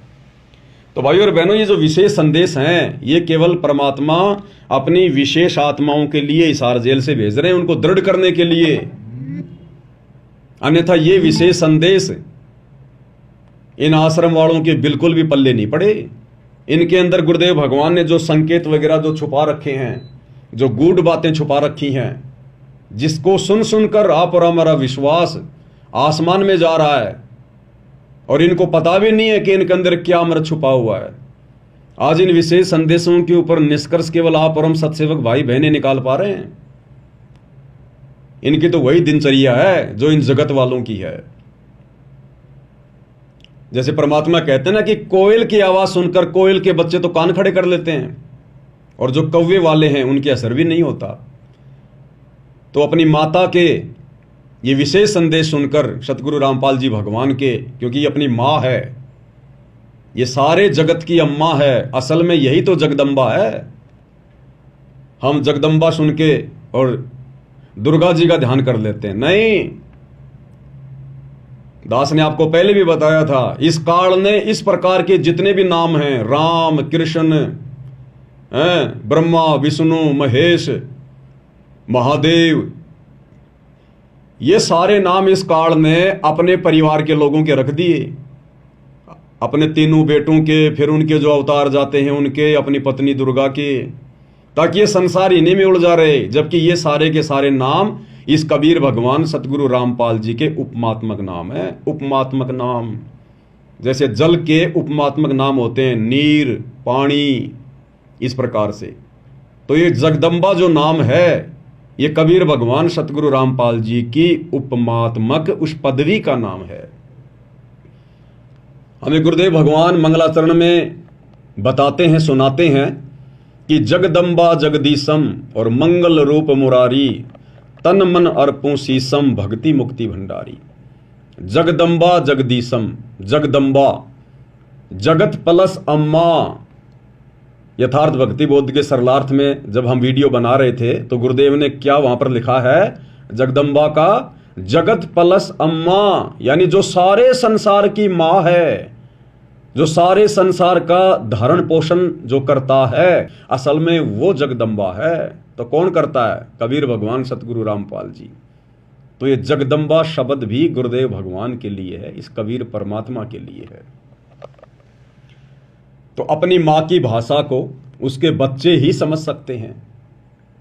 तो इन विशेष संदेशों को केवल उनकी विशेष आत्माएं, सत्सेवक भाई बहन ही समझ रहे हैं, अपने जीवन में लागू भी कर रहे हैं, अमल भी कर रहे हैं। तभी तो हमारा विश्वास बढ़ता जा रहा है, हमें आज इतनी दृढ़ता प्राप्त है। इस बेचारी नादान संगत को तो आप और हमारे जैसे भगत भाई बहनों ने ही मूर्ख बना दिया, मूर्ख बना दिया। गुरुदेव की आड़ में मर्यादाएं तोड़वा दी, राजनीतियां करवा दी, और आप और हम आत्माओं को ये काल भी नहीं मूर्ख बना पा रहा, ये काल भी डगमग नहीं कर पा रहा। कितनी कोशिशें की इसने, साध संगतियों को बिगाड़ने की, तोड़ने की, गंदगी फैलाने की, लेकिन इसकी पार नहीं बसाई। हर बार जितनी भी कोशिश इसने आश्रम वालों के माध्यम से की, उतनी बार परमात्मा ने साध संगतियों को आगे बढ़ाया। दास जेल गया, एक बार तो लगा कि साध संगतियां भाई खत्म हो गई, लेकिन जैसे 2-2.5 महीने बाद वापस आया, आज देखो ऐसा लगता है पहले तो साध संगतियां कुछ भी नहीं थी, जो पिछले 2 साल में परमात्मा ने दया करी है। 2 साल में गुरुदेव भगवान ने अपनी सभी पुस्तकों के ऊपर वीडियो बनवा दिए, साध संगति की ओर ना जाने कितने वीडियो बनवा दिए, विशेष संदेशों के ऊपर वीडियो बन रहे हैं। तो ये परमेश्वर का मिशन है, ये सत्य मिशन है। तो इसलिए आप और हम भगत भाई बहनों ने विचार करना चाहिए कि गुरुदेव का असल में मिशन चल कहां से रहा है। क्योंकि गुरुदेव तो जाकर जेल में बैठ गए, इधर ये आश्रम वाले गुरुदेव के मिशन को ये पाताल में लेके जा रहे हैं। यानी मिशन को आगे बढ़ाना वो होता है जब आप अपने गुरुदेव भगवान के मार्ग को, उनकी भक्ति को आप आगे बढ़ाएं, आप खुद भी भक्ति पर दृढ़ हों और अपने अन्य भगत भाई बहनों को भी दृढ़ता प्रदान करें। भाई बहनों का विश्वास गुरुदेव में बढ़ता ही चला जाए, ये होता है मिशन को आगे बढ़ाना। और इन लोगों ने तो गुरुदेव की सारी मर्यादाओं की धज्जियां उड़ा दी। तो गुरुदेव तो बैठे हिसार जेल में, और लोग जो अनजाने में समझ रहे हैं कि इन सतलोक आश्रमों से मिशन आगे बढ़ रहा है, इन्होंने तो रॉकेट का मुंह नीचे कर रखा है, जमीन की तरफ कर रखा है। अरे इस प्रकार से मिशन थोड़ी आगे बढ़ेगा गुरुदेव का, राजनीतियों के सहारे, जगत वालों के सहारे। दोगलेबाजी के सहारे स्टेडियम तुमने बनवा दिए, राजनीतियां तुमने करवा दी, भक्तों से आन उपासना तुमने करवा दी, नकली कबीरपंथियों की जयंतियों में सिरसा में और परशुराम की जयंती में भेजकर आन उपासना तुम लोगों ने करवा दी, जो कि सबसे बड़ा अपराध है। अयोध्या में जाकर राम पुजारियों के लिए भंडारा लगा के आन उपासना में सहयोग तुम लोगों ने करवा दिया। जगत वालों के साथ हरियाणा के जाट आरक्षण में तुम लोगों ने भक्तों को बैठा दिया। गुरुदेव कहते हैं सुपात्र को दान करना चाहिए, सुपात्र केवल गुरु है। तुम लोगों ने भक्तों का ज्योति पाठ का दान उन जाट आरक्षण में उन कुपात्रों को दे दिया करोड़ों में। गुरुदेव कहते हैं भक्तों ने भक्तों की संगति करनी चाहिए। तुमने भक्तों को राजस्थान के गैंगस्टर आनंदपाल सिंह की सीबीआई जांच के समर्थन में बैठा दिया, 5 लाख रुपया उनको चंदे के रूप में दे दिया। कभी तुम विश्व हिंदू परिषद और बजरंग दल वालों के साथ मिलकर मुसलमानों का विरोध करते हो। गुरुदेव कहते हैं कि सब हमारे भाई बहन हैं। तो तुम गुरुदेव के मिशन को आगे बढ़ा रहे हो या पाताल में लेके जा रहे हो? तो गुरुदेव बैठे हैं जेल में, आश्रम वाले मिशन को पाताल में लेके जा रहे हैं। तो कहीं न कहीं से तो मिशन भी चल रहा होगा गुरुदेव का, या मिशन को गुरुदेव ने पोज कर दिया। तो ये मिशन गुरुदेव ने चला रखा है, ये मिशन बंद नहीं हो सकता जो समय गुरुदेव ने निर्धारित कर दिया। तो साध संगति है गुरुदेव का असली मिशन। यह है यथार्थ 13वां कबीर पंथ, जहां आत्माओं को दृढ़ किया जा रहा है, संसार से उल्टा हटाया जा रहा है। भक्तों की रग रग में, रोम रोम में गुरुदेव को परमात्मा के रूप में बैठाया जा रहा है। भक्तों का ध्यान उनकी सुरती सतलोक में लगाई जा रही है। यह है गुरुदेव का मिशन। काललोक से आत्माओं को बाहर निकालने का मिशन यह है। तो यहां दया कर रखी है गुरुदेव भगवान ने। तो भाइयों और बहनों, अब आप और हम भी इतने नादान, इतने अनजान ना रहें। ये काल ज्यों ज्यों समय आगे बढ़ेगा भी ये त्यों त्यों ये हो सकता है और गंदगी फैलाने का प्रयास करे, क्योंकि ये नए नए हथकंडे अपनाएगा। इसको चैन बिल्कुल भी नहीं है। इसको पता है कि तेरा भोजन जाएगा, आत्माएं जाएंगी, तो ये हर प्रकार से गंदगी फैलाने का प्रयास करेगा। लेकिन गुरुदेव के आशीर्वाद से अब साध संगति से जुड़ी हुई 90% आत्माएं बिल्कुल दृढ़ हो चुकी हैं। 5-10% तो खैर नए भगत भाई बहनें जुड़ते रहते हैं, इतना जल्दी समझ में नहीं आता है। लेकिन 90% आत्माएं जो लगभग 4-5 साल से साध संगति से जुड़ी हुई हैं, वो बिल्कुल दृढ़ भगत हैं, दृढ़। उनको तोड़ना तो बहुत दूर की बात है, उनको हिलाना भी मुश्किल है, हिलाना भी। लेकिन इसका मतलब ये नहीं कि हम बेखबर हो जाएं। भैया जंग लोहे में भी लग जाती है, चाहे लोहे की कोई गाडर पड़ी है, जंग उसमें भी लग जाती है अगर साफ सफाई नहीं रखी तो हम चाहे कितने दृढ़ हैं, कितना ज्ञान समझ में आ रहा है, अपनी मर्यादाओं के लिए हमने चौकस रहना पड़ेगा, चौकस। ना जाने कब कहां किस बात को लेकर ये काल अपना गेम खेल जाए। तो हर प्रकार से गुरुदेव भगवान के तत्व ज्ञान रूपी अस्त्र शस्त्र हमने सुसज्जित करके रखने। वज्रबान की बोऊ बाड़ी और सतगुरु संत जीत है राड़ी। गुरुदेव का तत्व ज्ञान हमारे लिए ये वज्रबान है, हथियार है। ये लड़ाई हमने ज्ञान आधार से लड़नी है, मर्यादाओं में रहते हुए। तो भाई और बहनों, विशेष संदेश के ऊपर हम आगे बढ़ते हैं पूज्य गुरुदेव जी के आशीर्वाद से। और पिछली बार एपिसोड नंबर 10 में गुरुदेव ने हमें द्रौपदी की कथा का आंशिक जिक्र किया कि किस प्रकार से द्रौपदी ने सुपात्र को दान किया। कुपात्र को दिया हुआ दान फलित नहीं होता है, सुपात्र को दान किया।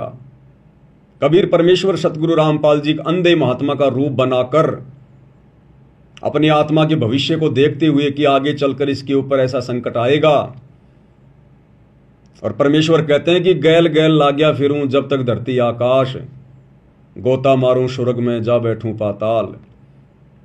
जो जन मेरी शरण है ताका हूं मैं दास, और गैल गैल लाग्या फिरूं जब तक धरती आकाश। तो ये द्रौपदी वाली आत्मा किसी युग में सतगुरु रामपाल जी भगवान की शिष्या थी या उनकी शिष्य थी, स्त्री थी या पुरुष थी,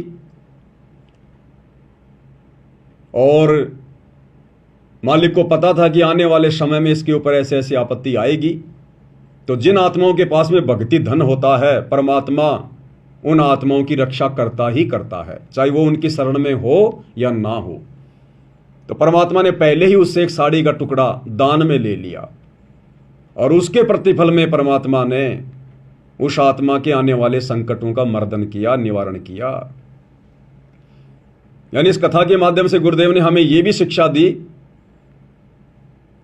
कि वर्तमान में सुपात्र को, सतगुरु को किया गया दान धर्म वर्तमान जीवन में भी आपके काम आ सकता है।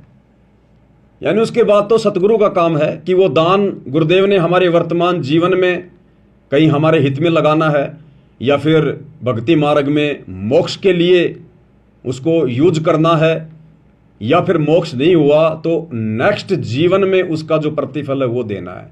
वो तो सतगुरु को समर्पित करने के बाद सतगुरु का काम है कि वो कैसे उसका यूटिलाइज करेंगे, वो क्या करेंगे। इसलिए सुपात्र को अपने गुरुदेव भगवान को ही ज्योति पाठ का पैसा देना चाहिए, 10वां अंश का पैसा देना चाहिए, या अन्य दान धर्म जो है वो करना चाहिए। अगर कुपात्रों को दोगे तो देख लो इन आश्रम वालों ने क्या हाल कर दिया संगत का। संगत को भेड़ बकरियां बना के छोड़ दी, भेड़ बकरियां, यानी भेड़ बकरियों को डंडा दिखा के किधर भी मोड़ दो, चाहे परशुराम की जयंती में मोड़ दो, चाहे सिरसा में नकली कबीर पंथियों की जयंती में मोड़ दो, चाहे उनका मुंह हरियाणा के जाट आरक्षण में मोड़ दो, आनंदपाल सिंह की सीबीआई जांच की तरफ जोड़ दो, अयोध्या में भंडारे की तरफ मोड़ दो, कहीं भी मोड़ दो उनका मुंह। तो यह है कुपात्रों को ज्योति पाठ और दान देने का नतीजा वर्तमान में गुरुदेव की गैर हाजिरी में। उसके बाद गुरुदेव भगवान ने फिर आगे हमें और क्या सुशिक्षा दी द्रौपदी की कथा के माध्यम से। अब हम आगे बढ़ते हैं भाइयों और बहनों, जितना परमात्मा समय देंगे थोड़ा बहुत।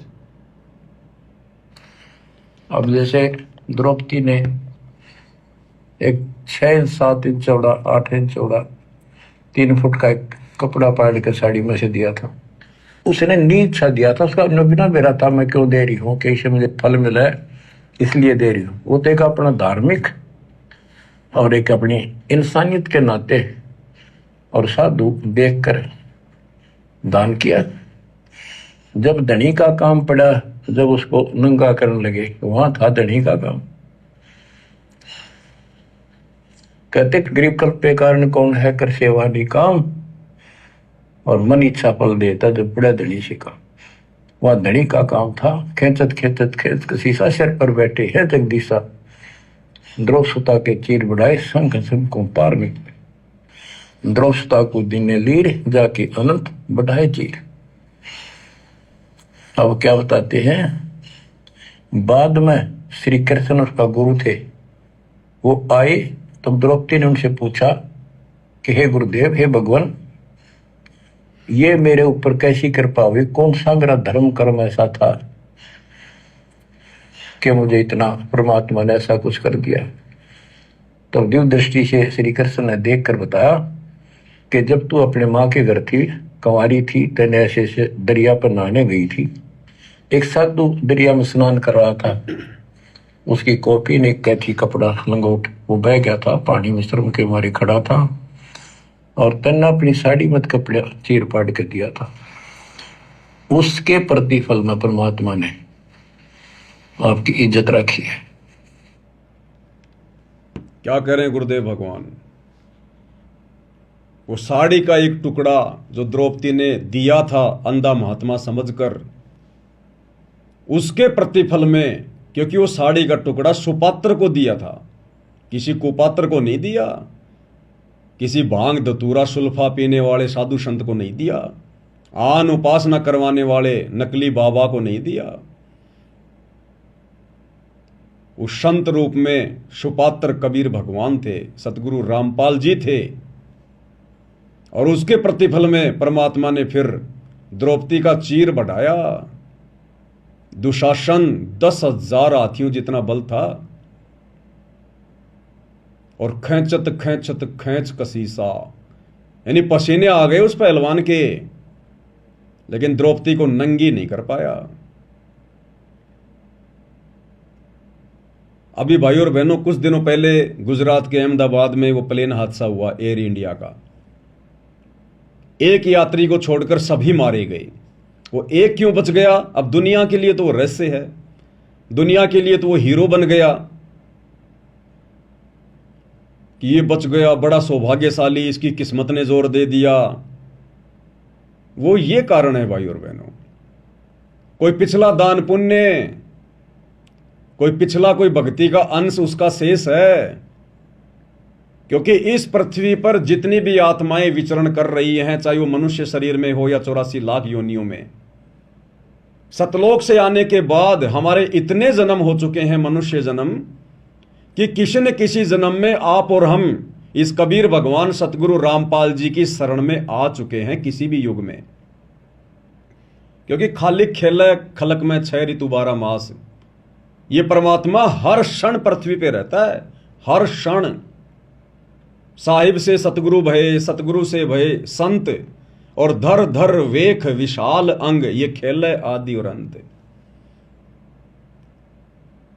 तो वो आत्मा जो भाई उस प्लेन हादसे में जो बच गया, वो किसी न किसी जन्म में, किसी न किसी युग में सतगुरु रामपाल जी परमेश्वर जी की शरण में था, सत भक्ति की हुई है, दान पुण्य का कोई कण शेष था, भक्ति का कोई अंश शेष था। और परमात्मा अपने वायदे का पक्का है कि जो जन मेरी शरण में, ताका हूं मैं दास, और गैल गैल लागया फिरूं जब तक धरती आकाश। और उसके प्रतिफल में परमात्मा ने उसको अग्नि से, भयंकर दुर्गति से बचाया उसको।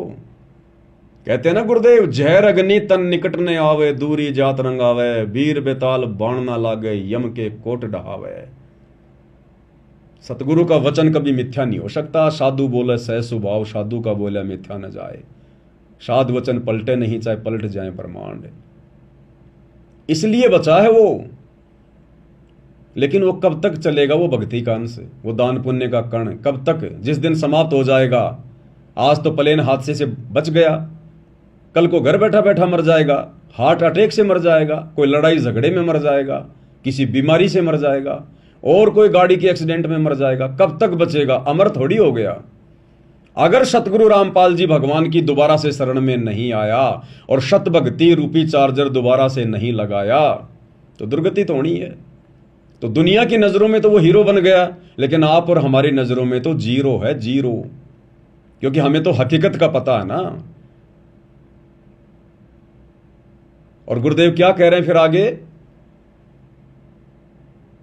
कि द्रौपदी ने वो साड़ी का एक टुकड़ा, और उसके प्रतिफल में परमात्मा ने उसका चीर बढ़ाया।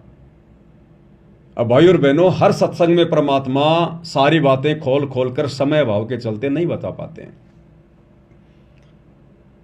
जब गुरुदेव इन घटनाओं का जिक्र करते हैं अपने सत्संगों में, कई बार करते हैं, तो परमेश्वर कई प्रकार की शिक्षाएं दे देते हैं, कई प्रकार के शब्द यूज करते हैं। और साध संगति इसी को कहते हैं कि उन सत्संगों के ऊपर चिंतन मनन करके निष्कर्ष निकालें और समझने का प्रयास करें कि गुरुदेव के एक सत्संग में, एक कथा में केवल एक ही प्रकार की शिक्षा नहीं है, सैकड़ों शिक्षाएं एक ही कथा से, सैकड़ों शिक्षाएं। तो गुरुदेव ने अपने एक अन्य सत्संग में हमें क्या बताया, इसी कथा का जिक्र करते हुए, ये 40 सेकंड का सत्संग है। और इसमें गुरुदेव क्या कह रहे हैं, ध्यान देना भाई और बहनों, ये वर्तमान जीवन में आप और हमें बहुत काम आएगी ये कथा। और इस कथा पर हमने अमल किया सत्सेवकों ने, तभी आज हम इन कुपात्रों को ज्योति पाठ और दान का पैसा देने से बचे हुए हैं, अपने कर्म फोड़ने से हम बचे हुए हैं। गुरुदेव ने बताया कि वैसे तो द्रौपदी ने 7-8 टुकड़े साड़ी के फाड़ फाड़ के अंधे महात्मा को देने का प्रयास किया था, लेकिन वो पानी में बह गए, अंधे महात्मा के हाथ नहीं लगे। एक साड़ी का टुकड़ा उसने किसी लकड़ी में लपेटकर अंधे महात्मा की तरफ किया। वो एक टुकड़ा साड़ी का अंधे महात्मा के हाथ लगा और उस एक के प्रतिफल में परमात्मा ने उसकी साड़ी बढ़ाई, उसका चीर बढ़ाया। केवल उस एक साड़ी के टुकड़े का परमात्मा ने उसको प्रतिफल दिया। जो साड़ी का टुकड़ा, जो दान उस सुपात्र सतगुरु के हाथ लगा, अंधे महात्मा के हाथ लगा, बाकी भी तो उसने दान ही किया था, साड़ी के टुकड़े फाड़ फाड़ के फेंक दिए थे, लेकिन वो महात्मा के हाथ नहीं लगे तो उनके प्रतिफल में कोई साड़ी वाड़ी नहीं बढ़ाई। वो बेकार, यूजलेस, निरर्थक वो दान द्रौपदी का बेकार गया। वो एक टुकड़ा उस महात्मा के हाथ लगा। सुनिए पहले गुरुदेव भगवान के मुख कमल से, कितनी गहरी शिक्षा है। क्या कह रहे हैं परमात्मा। एक सेकंड भाई और बहनों, दास वीडियो निकाल रहा है।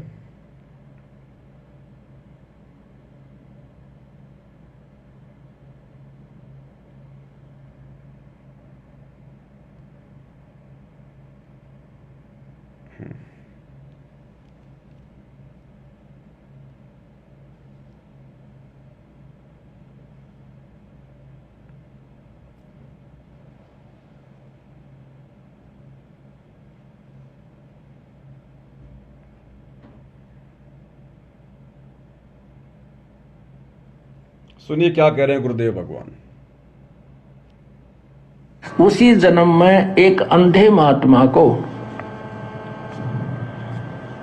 एक बिल्हातानी अर्थात 8-9 इंच का एक कपड़ा लंगोट टाइप, कोपीन टाइप बनाकर पाड़ के दिया था।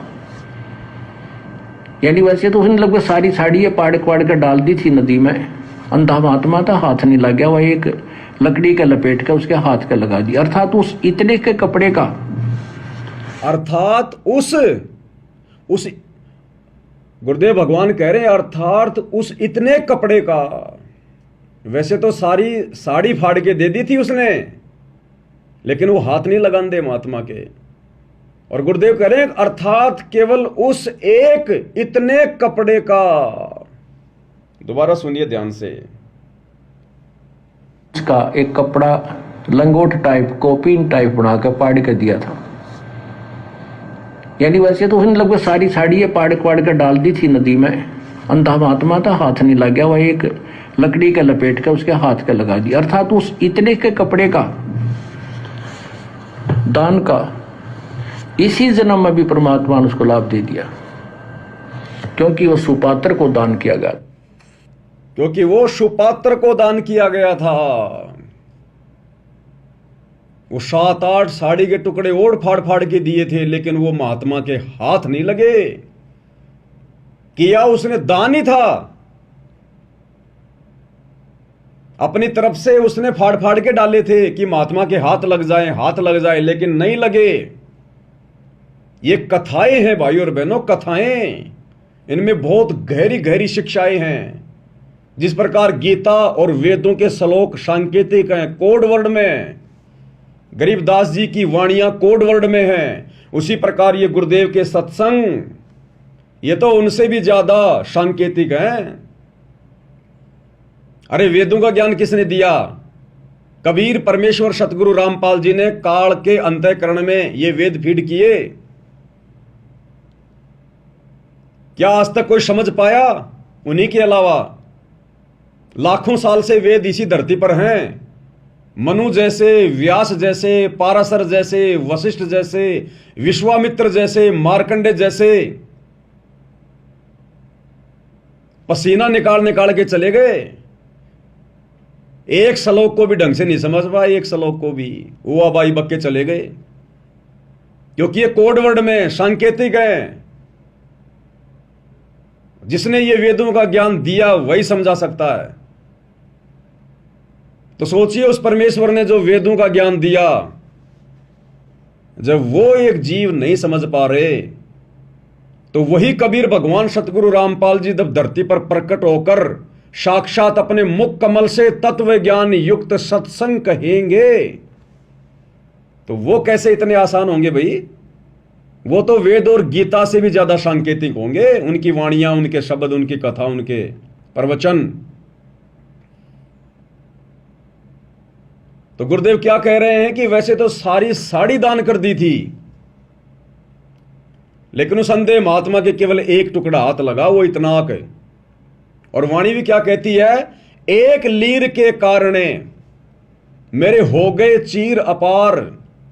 जब द्रौपदी को श्री कृष्ण जी के माध्यम से पता चला तो द्रौपदी ने कहा कि एक लीर के कारण, लीर यानी टुकड़ा, एक लीर के कारण मेरे हो गए चीर अपार। और जो मुझे पहले पता होता कि वो महात्मा इतना बड़ा सुपात्र था, इतना महान था, तो द्रौपदी बोली मैं देती सब कुछ वार। और सत्संग में गुरुदेव ने कहा कि बच्चों आज तुम्हें पता चल गया, द्रौपदी को तो नहीं पता था उस समय, वो तो धोखा खा गई, लेकिन आज तुम्हें पता चल गया कि आज वही अंधा महात्मा, वही कबीर भगवान तुम्हारे गुरु के रूप में प्रकट है। इसलिए कहते हैं तन मन शीस ईस अपने पर पहलम चोट चढ़ावे, जब कोई राम भगत गति पावे। लेकिन अंधा होके दान नहीं करना। अगर पता भी चल गया कि ये गुरु भगवान है, वही सुपात्र है, तत्वदर्शी है, तो अंधा होके दान नहीं करना। उस गुरु के नाम पर किसी ऐरे गहरे भगत को दान नहीं करना, गुरु के परिवार को दान नहीं करना, गुरु के बेटा बेटी को दान नहीं करना, गुरु की गैर हाजिरी में गुरु के नाम पर खोले गए आश्रमों में दान धर्म नहीं करना। जो विधि, जो मर्यादा गुरुदेव ने बताई कि 10वां अंश गुरु को दीजिए, 10वां अंश गुरु के बेटे को दीजिए, ऐसा नहीं लिखा। 10वां अंश गुरु की बेटी को दीजिए, ऐसा नहीं लिखा। 10वां अंश आश्रमों में दीजिए, ऐसा नहीं लिखा। 10वां अंश गुरु को दीजिए, ताते जीवन जन्म सफल कर लीजिए।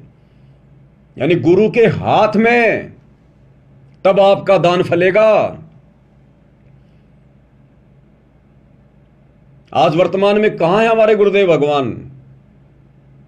हिसार जेल में संगत दान कहां कर रही है आंख बंद करके? इन सतलोक आश्रमों में किनको कर रही है? कुपात्रों को। क्या संगत का ज्योति पाठ और दान का पैसा, 10वें अंश का पैसा सुपात्र सतगुरु के हाथ लग रहा है? नहीं लग रहा। गुरु को तो 2 टाइम की रोटी, 2 जोड़ी शरीर पर पहनने के लिए कपड़े प्रशासन दे रहा है, सरकार दे रही है। तो तुम्हारा ये लाखों का, ये करोड़ों का, अरबों का दान कहां जा रहा है? तुम किनको दे रहे हो? किनके हाथों में दे रहे हो? अब तुम कह दोगे हम तो गुरुजी को निमित्त मान के दे रहे हैं, हम तो गुरुजी के नाम पे दे रहे हैं। वो द्रौपदी भी साड़ी का टुकड़ा फाड़ फाड़ के अंधे महात्मा के नाम पर ही दे रही थी। उस अंधे महात्मा को ही देना चाह रही थी, लेकिन वो टुकड़े अंधे महात्मा के हाथ नहीं लगे तो उनका प्रतिफल नहीं मिला। एक टुकड़ा हाथ लगा, उसी का प्रतिफल मिला। तो तुम्हारी ये बहानेबाजी नहीं चलेगी कि हम तो गुरुजी के नाम पे दे रहे हैं, गुरुजी के नाम पर आश्रम खुले हुए हैं, गुरुजी के बेटा बेटी हैं। अरे द्रौपदी का एक टुकड़ा तो हाथ लग गया, तुम्हारा तो 1 रुपया भी गुरुदेव के हाथ में नहीं जा रहा आज। और उल्टा तुम्हारी आंखों के सामने तुम्हारे दान का दुरुपयोग हो रहा है। तुम्हारी आंखों के सामने, तुम्हारे नाक के नीचे, उसी धनाना आश्रम के पास बैडमिंटन का स्टेडियम बना दिया गया करोड़ों रुपए में। वो स्टेडियम गुरुदेव के परिवार ने अपनी जमीन बेच के या अपनी औरतों के गहने बेच के नहीं बनवाया। आपका ज्योति पाठ और दान का पैसा काल ने लगवा दिया। काल कहां है? चुपचाप थोड़ी बैठा है, चद्दर ओढ़ के थोड़ी सो रहा है, दिखाई थोड़ी देता है, वो किसी के सामने प्रकट थोड़ी होता है। वो इस प्रकार से अपना कार्य कर रहा है संगत में। संगत माही कुसंगत उपजे, जैसे बन में बाश, आप घिस घिस आग लगा लेकर बनखंड का विनाश। तो आज तुम्हारा पैसा तुम्हारे गुरुदेव के हाथ कहां लग रहा है, जो तुम इन आश्रमों में जा जाके दे रहे हो? अरे चलो बेचारे नए भगत भाई बहन, उनको तो नहीं पता सच्चाई का, उन्होंने तो अपने गुरुदेव की संगति नहीं की सतलोक आश्रम बरवाड़ा में। लेकिन जो पुराने भगत भाई बहन है वो क्यों मूर्ख बन रहे हैं?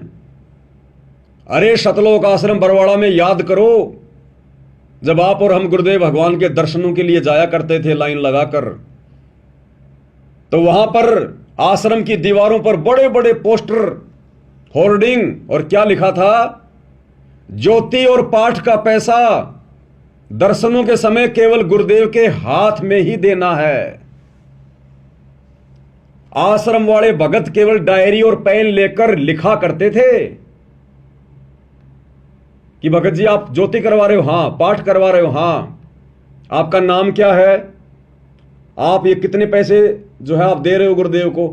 वो भगत केवल लिखा करते थे, लेकिन पैसा दर्शनों के समय गुरुदेव के हाथ में दिया जाता था। गुरुदेव ने स्पेशल आदेश दे रखा था, लिखवा रखा था कि ज्योति और पाठ का पैसा केवल सतगुरुदेव जी के हाथ में ही देना है। क्यों भाई? अरे ये भगत तो उस समय भी आश्रम में थे जिनके हाथों में आज आप दे रहे हो, लेकिन ये भगत सुपात्र नहीं थे, और ना आज सुपात्र हैं ये, आज तो और ज्यादा बिगड़ गए। इसलिए गुरुदेव वो पैसा अपने हाथों में लिया करते थे, क्योंकि ये आश्रम वाले, यही तुम्हारे कोऑर्डिनेटर, यही गुरुजी का परिवार, यही ये गुरुजी के ड्राइवर, गुरुजी के बॉडीगार्ड, इनमें से कुछ लोग दान धर्म का दुरुपयोग किया करते थे।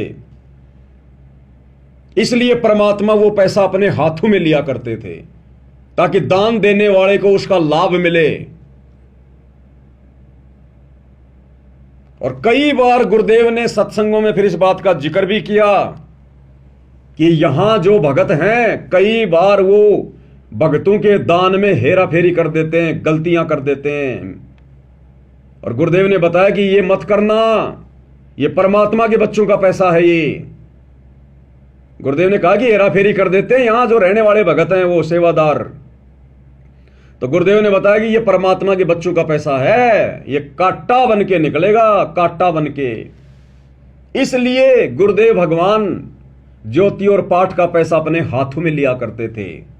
मालिक को पता था कि ये लोग दान के पैसों में हेराफेरी करते हैं। आपको एक सत्संग सुनाता हूं गुरुदेव भगवान का, क्योंकि संकेत ही करेंगे परमात्मा, खुल के बताएंगे तो संगत फिर उनके विरुद्ध हो जाएगी, और वो भी नाराज हो जाएंगे अगर गुरुजी उनका नाम ले देंगे तो। अरे जिस प्रकार 650 साल पहले वो गणिका बहन सत्संग में आया करती थी, और उस समय कुछ एक भगत उसे रोका करते थे कि तू तो गंदी औरत है, तू तो वेश्या है, तू तो बदनाम है, तो गुरुजी का नाम बदनाम करेगी, संगत को खराब करेगी। वो ठेकेदार बन रहे थे। वो बेचारी रोया करती थी। अंतर्यामी भगवान ने पूछा, बेटी क्यों रोती है? बोला, परमात्मा ऐसे ऐसी बात है, आपने ज्ञान ऐसा दे दिया, अब मैं रह नहीं सकती आपके दर्शनों के बिना, आपके प्रवचन के बिना। अब उस समय कोई मेमोरी कार्ड तो थे नहीं, कोई टीवी तो था नहीं जो बेचारी अपने घर पे सुन लेती। तो बार बार आती थी वो, क्योंकि गुरुदेव कहते हैं जिन आत्माओं को अपने पाप कर्म ज्यादा दिखाई देते हैं ना, वो ज्यादा से ज्यादा सत्संग सुनते हैं, ज्यादा से ज्यादा सेवा करते हैं। तो गुरुदेव ने कहा कि बेटा नाम बता, तुझे कौन दुखी कर रहा है? वो अच्छी आत्मा थी, उसने नाम नहीं बताया कि गुरुजी जो मिला है वो ही बात कहे। लेकिन मालिक तो अंतर्यामी थे, जानी जान थे, वो तो पता था कि कौन क्या कह रहा है। फिर भी गुरुदेव भगवान ने डायरेक्ट उनका नाम नहीं लिया, उनको डायरेक्ट अपने पास नहीं बुलाया कि लाओ रे बुला के उन भक्तों को, नहीं। क्योंकि परमात्मा को पता है इस जीव के अंदर काल ने इतनी सहनशीलता, इतना धैर्य, इतनी बुद्धि छोड़ी नहीं है। अगर डायरेक्ट मैं उनको कह दूंगा तो हो सकता है वो सत्संग छोड़ के चले जाएंगे। और भगवान चाहते हैं कि ये जीव किसी भी प्रकार से सत्संग से लगा रहे। कबीर कपट से भक्ति करे उसको भी अपनाऊं, साम दाम दंड भेद से फिर सीधे रास्ते लाऊं। तो 650 साल पहले भी अंतर्यामी भगवान ने डायरेक्ट उन भक्तों का नाम नहीं लिया जो गणिका बहन को दुखी करते थे। तो आज भी तो वही भगवान धरती पर है, उसके तो नियम मर्यादा वही हैं। तो परमेश्वर ने फिर सत्संग के माध्यम से संकेत किया सार्वजनिक तौर पर। वो गणिका बहन भी बैठी थी और वो निकम्मी आत्माएं भी बैठी थी। हो सकता आप और हम ही थे वो 64 लाख वाले जो ठेकेदार बन रहे थे उस समय संगत का, आश्रम मैनेजमेंट। तो परमात्मा ने डायरेक्ट किसी का नाम ना लेके और संकेतों में सत्संग में कहा, भाई कुष्टी हो चाहे संत बंदगी कीजियो, हो वैश्या के विश्वास चरण चित दीजियो। अगर किसी को कोढ़ भी हो गया हो, भयंकर रोग भी हो गया हो, तो भी उसे नफरत नहीं करनी चाहिए। वो परमात्मा की विशेष प्यारी आत्मा है, वो भगवान के लिए आई है, अपना पाप कटवाने के लिए। अरे डॉक्टर अगर रोगी से नफरत करेगा तो उसका रोग कैसे कटेगा? तो हम भगत यदि उससे नफरत करेंगे तो उसको विश्वास कैसे बनेगा? वो कैसे आएगी बार बार? और मालिक ने कहा, हो वैश्या के विश्वास चरण चित दीजिए। अगर वैश्या भी अगर अपने पाप कर्मों से गलानी करके अगर सत्संग में आ रही है तो उसको एक धर्मात्मा समझना चाहिए, उसको एक महान आत्मा समझनी चाहिए, उसके साथ में ज्ञान चर्चा करनी चाहिए, उसके विश्वास को बढ़ाना चाहिए। तो आज वही कबीर भगवान सतगुरु रामपाल जी कैसे सीधा सीधा उनका नाम ले देंगे, जो दान पेटियों से चोरी किया करते थे सतलोक आश्रम बरवाला में। और सतलोक आश्रम बरवाड़ा में आश्रम का मुख्य ट्रस्टी बलजीत लहरी, जिसकी बेटी बेबी बेबो, जिसके ऊपर मुकदमा लगा था बरवाला कांड में, जिसको गुरुदेव भगवान के साथ में जोड़ के काफी बदनाम किया गया था, बेबो, उसका जो पिता है बलजीत लहरी, जिसने बरवाड़ा में एक छोटा आश्रम था पहले गुरुदेव का दौलतपुर में, उसमें 1-1.5 एकड़ जमीन उसने दान कर रखी थी। उस बलजीत लहरी का बेटा अनिल लहरी, जो गुरुजी का ड्राइवर भी था, पिस्तौल रखा करता था यहां, पिस्तौल। बरवाला कांड के बाद में गुरुजी के उस कलयुगी दामाद संजय खानपुर वाले के साथ, यानी मंजू के पति के साथ, और जयपुर में आया था मुझे धमकाने के लिए कि तू महेंद्र भगत जी के खिलाफ बोलता है, ठीक नहीं रहेगा। ठीक है, मगर देख लेंगे भाई क्या रहेगा और क्या नहीं रहेगा। डराने आए हो, धमकाने आए हो क्या? बोला नहीं तू समझदार है। मगो मैं समझदार हूं कि नहीं वो तो मगो परमात्मा ने पता है, पर मगो तुम्हारी थोती धमकियों से नहीं डरूंगा भाई। वो अनिल लहरी, बलजीत लहरी का बेटा, गुरुजी का ड्राइवर भी था, बॉडीगार्ड भी था, आश्रम की दान पेटियों से लाखों रुपये चोरी कर करके ले जाया करता था, लाखों रुपए। और एक बार वो मेन गेट पर पकड़ा गया, सेवादारों ने पकड़ लिया, पकड़ के उसको गुरुजी के पास लेकर गए। 500 की गड्डियां उसकी जेब से निकाली गई। इस बात का जब पता उसके पिता को चला, अब मालिक तो अंतर्यामी में थे, उनको पता है था कौन कब से चोरी कर रहा है। इस बात का पता जब उसके पिता बलजीत लहरी को चला तो शर्मिंदा होकर गुरुदेव के पास गया, कुछ पैसे लेकर। तो गुरुदेव ने कहा कि ये क्या भाई? बोला जी वो लड़का, उसने थोड़ी गफलत। तो गुरुदेव ने कहा कि ये थोड़े से मुझे क्या दिखा रहा है, लाखों का हिसाब है, लाखों का। ये थोड़े बहुत क्या लेके आया है, लाखों का हिसाब है। और 2014 बरवाला कांड के बाद वो अनिल लहरी आश्रम से भाग निकला, भगोड़ा घोषित, बरवाला कांड में भगोड़ा घोषित, अभी तक नहीं पकड़ा गया, अभी भी उन मुकदमों में भगोड़ा घोषित है। और जब ये पवन दास हिसार जेल में गया तो मुझे उसी का एक यार मिल गया वहां, प्रदीप पूनिया, उसका दारू का ठेका बरवाला में। वो किसी मुकदमे में, लड़ाई मारपीट के मुकदमे में वही था। उसको पता चला कि ये बाबा रामपाल का भगत है, दास वहां ज्ञान चर्चा करता था। वो लोग सुनते तो नहीं थे, लेकिन फिर उसने मुझे बताया कि तू अनिल लहरी को जानता है क्या? मैंने कहा मैं तो बहुत अच्छे से जानता हूं उसको, मेरे घर पे आया हुआ है। बोला बलजीत का लड़का, हाँ मगो बलजीत नाम उसके पिताजी का। बोलो उसकी बहन बेबो जिसके ऊपर मुकदमे थे मो कहा। बोला वो आश्रम से लाखों रुपया लेके सीधा मेरे पास ठेके पे आता था, ठेके पे।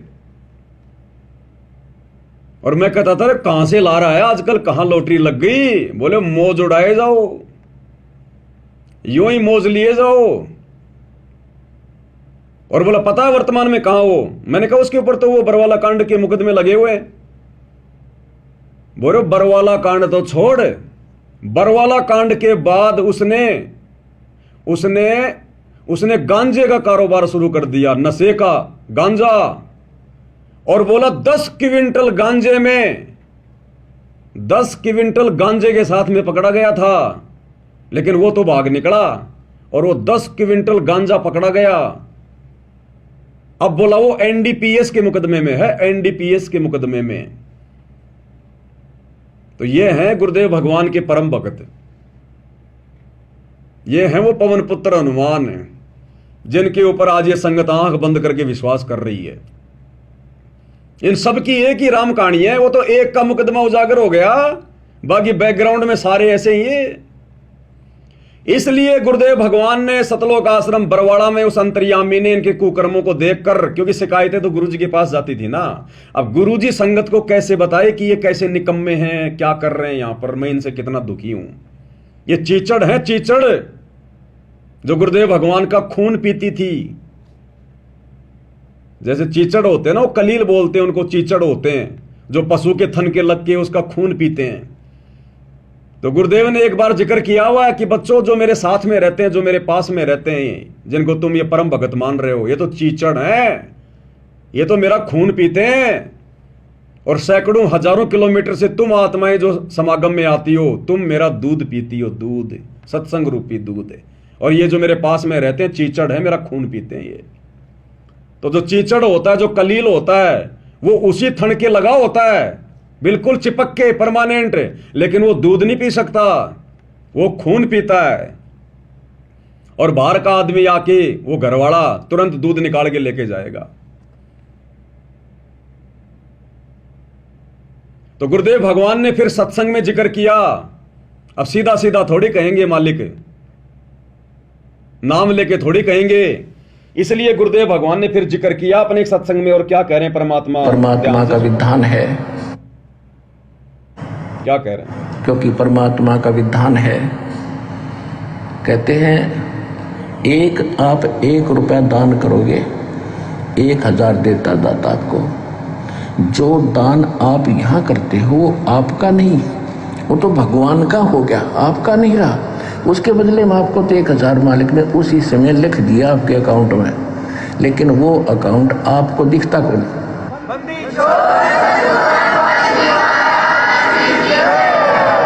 जो अकाउंट परमात्मा ने आपका खोल दिया दीक्षा लेने के बाद, वो बैंक अकाउंट सूक्ष्म है।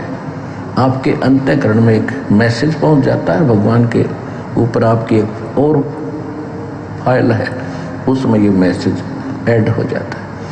आपने 1 रुपया दान करा, 1000 आपके खाते में लिख दिया था। तो जो पैसा आपका था वो यहाँ चढ़ाया हुआ पैसा आपका नहीं है, ये परमात्मा का हो गया। और इस परमात्मा के पैसे को आप सदुपयोग करो, यहाँ दुरुपयोग ना करना इसका। जो यहाँ भी सेवादार है, आने वाले भी जो कई बार देखा है थोड़ी बहुत त्रुटियां ये कर देते हैं, तो आपने सावधान रहना पड़ेगा, ये धनी का पैसा है। सुन लिया? गुरुदेव कहते हैं यहां जो है, जो रहते हैं, जो सेवादार हैं, थोड़ी बहुत त्रुटियां वो कर देते हैं। और कह रही है धनी का पैसा है, सावधान रहना पड़ेगा। देने वाले ने तो गुरुदेव भगवान के नाम पे डाल दिया। अब उस समय तो गुरुजी आश्रम में थे साक्षात, और उसके बावजूद भी गुरुजी की नाक के नीचे ये लोग गफलतबाजियां करते थे, दुरुपयोग करते थे उस दान का, पैसे का। सोचो आज तो गुरुजी है ही नहीं, आज तो आश्रमों में गुरुजी है ही नहीं। और ये वही लोग जो उनके रहते सहते चोरियां करते थे, पैसे का दुरुपयोग करते थे। तो आज गुरुजी की गैर हाजिरी में कौन सा ये वाल्मीकि ऋषि बनेंगे? कौन से साहूकार बन जाएंगे? ये तो और ज्यादा बिगड़ गए। पहले तो खुद ही खर्च करते थे, अब तो ये जाटों की धर्मशाला में खर्च कर रहे हैं, राजनीति में खर्च कर रहे हैं, गैंगस्टरों की सीबीआई जांच में खर्च कर रहे हैं, हरियाणा के जाट आरक्षण में खर्च कर रहे हैं, और ना जाने कहां कहां किन को पात्रों की सेवा में लगा रहे हैं ये। तो क्या संकेत किया गुरुदेव ने? जैसे काशी में संकेत किया था सत्संग में, भाई कुष्ठी हो चाहे संत बंदगी कीजिए, हो वैश्या के विश्वास चरण तीज दीजिए। तो आम संगत तो बेचारी कहां समझी होगी? नहीं समझी। लेकिन उनको तो चोट लग गई होगी कि हां गुरुजी हमारे ऊपर संकेत कर रहे हैं। लेकिन परमात्मा कहते हैं काल को जीव कहीं नहीं माने और कोट सुने जो ज्ञाना, कि जो काल प्रेरित आत्मा होती है ना, जिसको काल भगत बना के बैठाता है संगत में,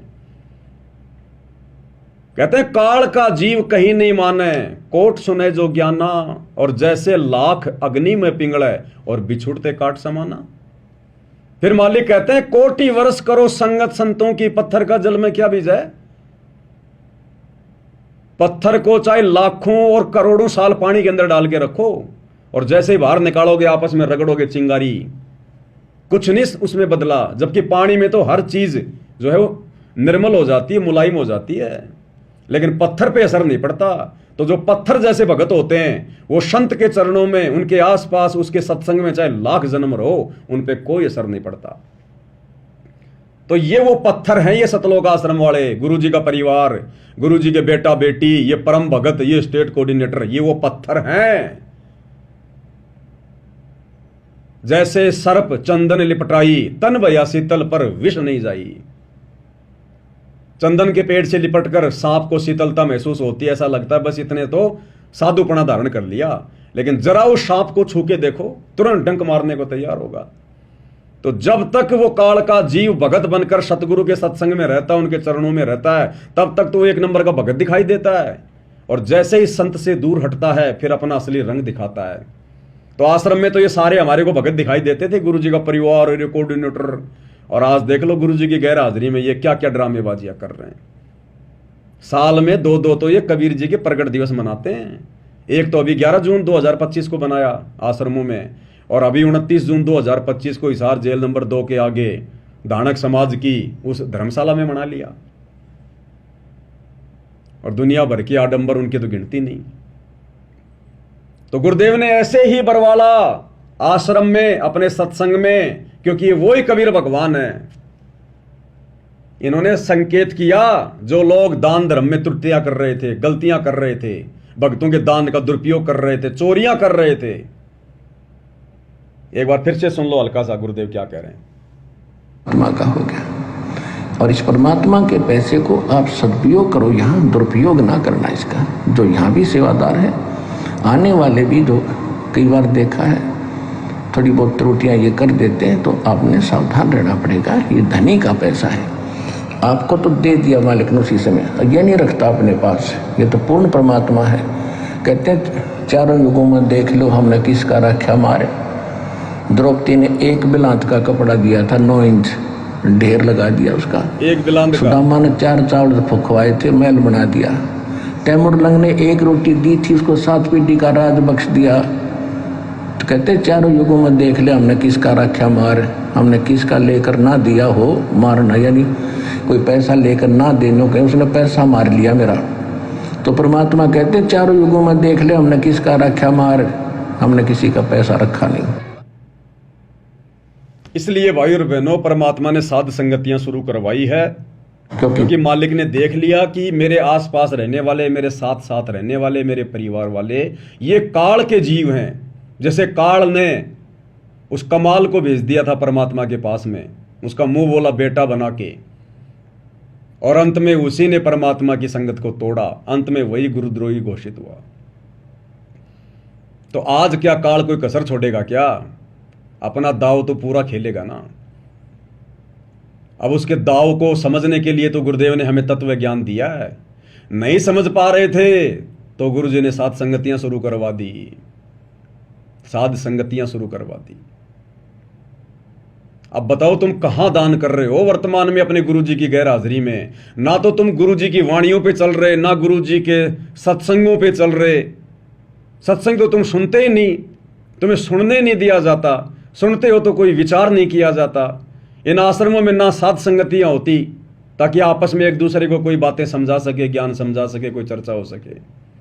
तुम्हें तो अपने बेटा बेटियों की रमेणी की बातों से वहां पे फुर्सत नहीं मिलती। आपस में गोत मिलाना, जातियां मिलानी, तुम्हें तो इससे फुर्सत नहीं मिलती। थोड़ा बहुत समय मिलता है तो सेल्फी वाल्फी ले लेते हो वहां पर जुलाई की झोपड़ी में जाके, जुलाओं के कुएं की, लहर तारा तालाब की, वो प्रदर्शनियां देखने में लगे रहते हो, वहां पर टाइम पास करते रहते हो। और थोड़ा बहुत समय मिला तो फिर तुम्हारे को हरियाणा रोडवेज की बसों में बैठा के फिर जयंती में ठोक देते हैं। घर पर तुम भक्ति करते ही नहीं, थोड़ा बहुत दिखावा करते हो भगत बनने का। तो आश्रम में वो बैठे हैं ऊपर काल के विशेष एजेंट, वहां तुम्हें वो नहीं टिकने देते। घर पर तुम खुद नहीं टिकते तो गुरु क्या करे फिर बताओ? सतगुरु मिले तो क्या करे? अंदर वाद विवाद। सतगुरु केवल कह सकता है, रो सकता है, ज्ञान दे सकता है। समझना तो हमने पड़ेगा खुद ने, जानवर नहीं है। इसलिए परमेश्वर ने हम सत्सेवकों को बचा लिया इन कुपात्रों की कुसंगति से, वरना आज आप और हम भी गुरु की गैर हाजिरी में इन्हीं के हाथों में ज्योति पाठ और दान दे रहे होते। इन्हीं आश्रमों में जा जाके दान पेटियों में दान डाल रहे होते। और उस दान का सरेआम किस प्रकार से दुरुपयोग किया जा रहा है, गुरु जी की मर्यादाओं के विरुद्ध, सत्संगों के विरुद्ध, विधान के विरुद्ध। और इसीलिए संगत की दुर्गति हो रही है। घर घर में कहर टूट रहा है। घर घर में किसी का पहले नंबर आ गया, किसी का आने वाले समय में आ जाएगा, क्योंकि मर्यादाओं में तो कोई है ही नहीं। जब आश्रम वाले ही मर्यादाओं में नहीं है, जिनकी तुम कुसंगति कर रहे हो, तो तुम कैसे मर्यादाओं में रह सकते हो? इसलिए भाइयों और बहनों, ये विशेष संदेश हैं गुरु जी की। एक एक लाइन में एक एक घंटे का संदेश है, एक एक घंटे का संदेश।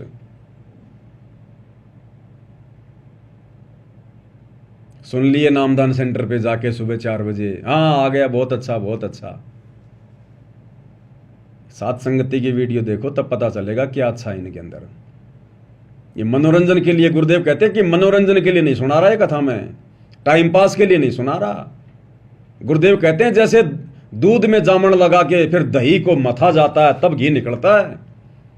सत्संग सुनने से बात नहीं बनेगी, सुनने के बाद में चिंतन मनन करना पड़ेगा, उन पे मंथन करना पड़ेगा, डिस्कस करना पड़ेगा, रगड़ा मारना पड़ेगा। जैसे मेहंदी के पत्ते हाथ में लेके रगड़ा मारना पड़ता है। मेहंदी के पत्तों का रंग होता है हरा, और जब रगड़ा मारोगे तो कैसा होगा? लाल। तो सत्संग सुनने मात्र से भला नहीं होगा, रगड़ा मारना पड़ेगा, दिमाग पे जोर डालना पड़ेगा। और ये जोर डलेगा साध संगतियों से, वैसे नहीं डलेगा। तब जाके इस काल के भयंकर जाल से आप और हम बच सकते हैं। नहीं तो हो गया गुरु जी का मिशन तो पूरा। हम भक्तों के भरोसे तो हो गया परमात्मा का मिशन पूरा।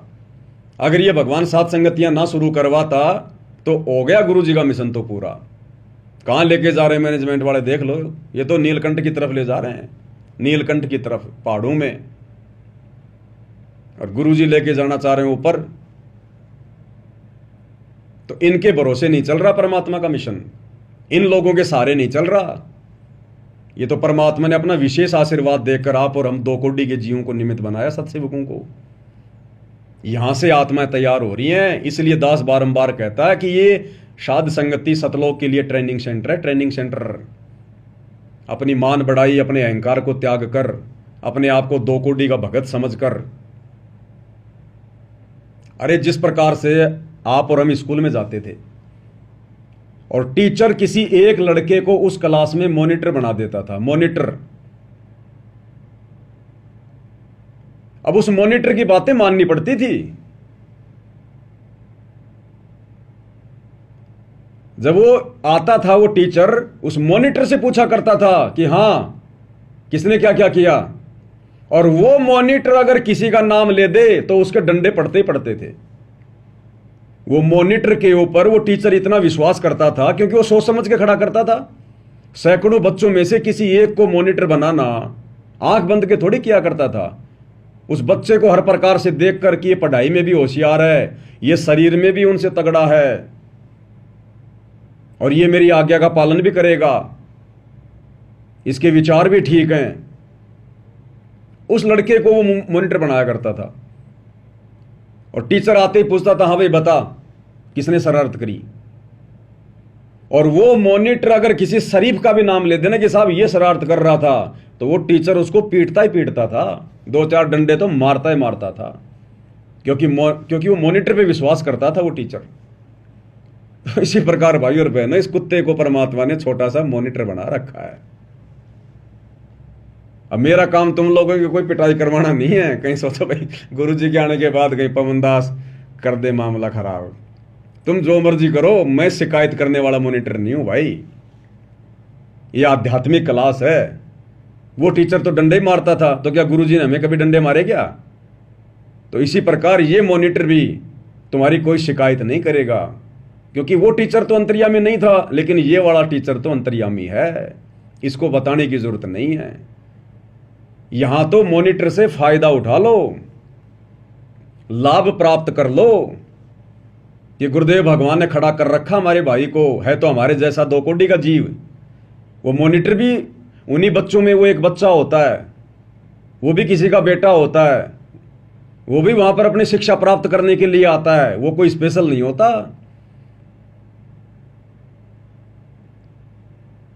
इसी प्रकार ये दास भी कोई स्पेशल नहीं है। आप ही में से 2 कोटि का जीव हूं, लेकिन भगवान ने सेवा दे रखी है, इसमें मेरा कोई श्रेय नहीं है।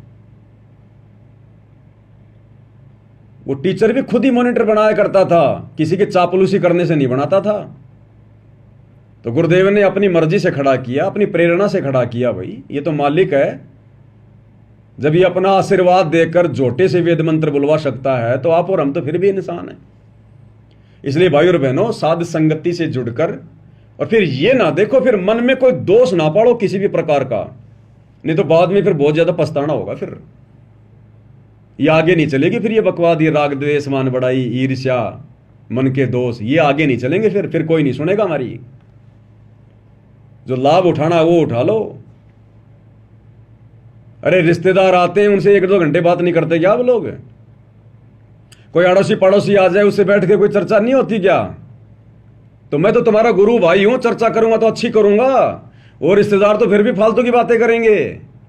मैं तो कोई परमात्मा की चर्चा करूंगा, तो मेरे से चर्चा करने में तुम्हें दिक्कत क्यों, नफरत क्यों? और रिश्तेदारों की तुम सारी बातें सुनते हो, अपने गुरु भाई की सुनने में दिक्कत क्यों? क्योंकि काल का प्रेशर, काल नहीं चाहता ना कि सुन ले। वो रिश्तेदार तो काल के जाल में फंसाएंगे, लेकिन यहां ये वाला मॉनिटर तो काल के जाल से बाहर निकालेगा मालिक के आशीर्वाद से।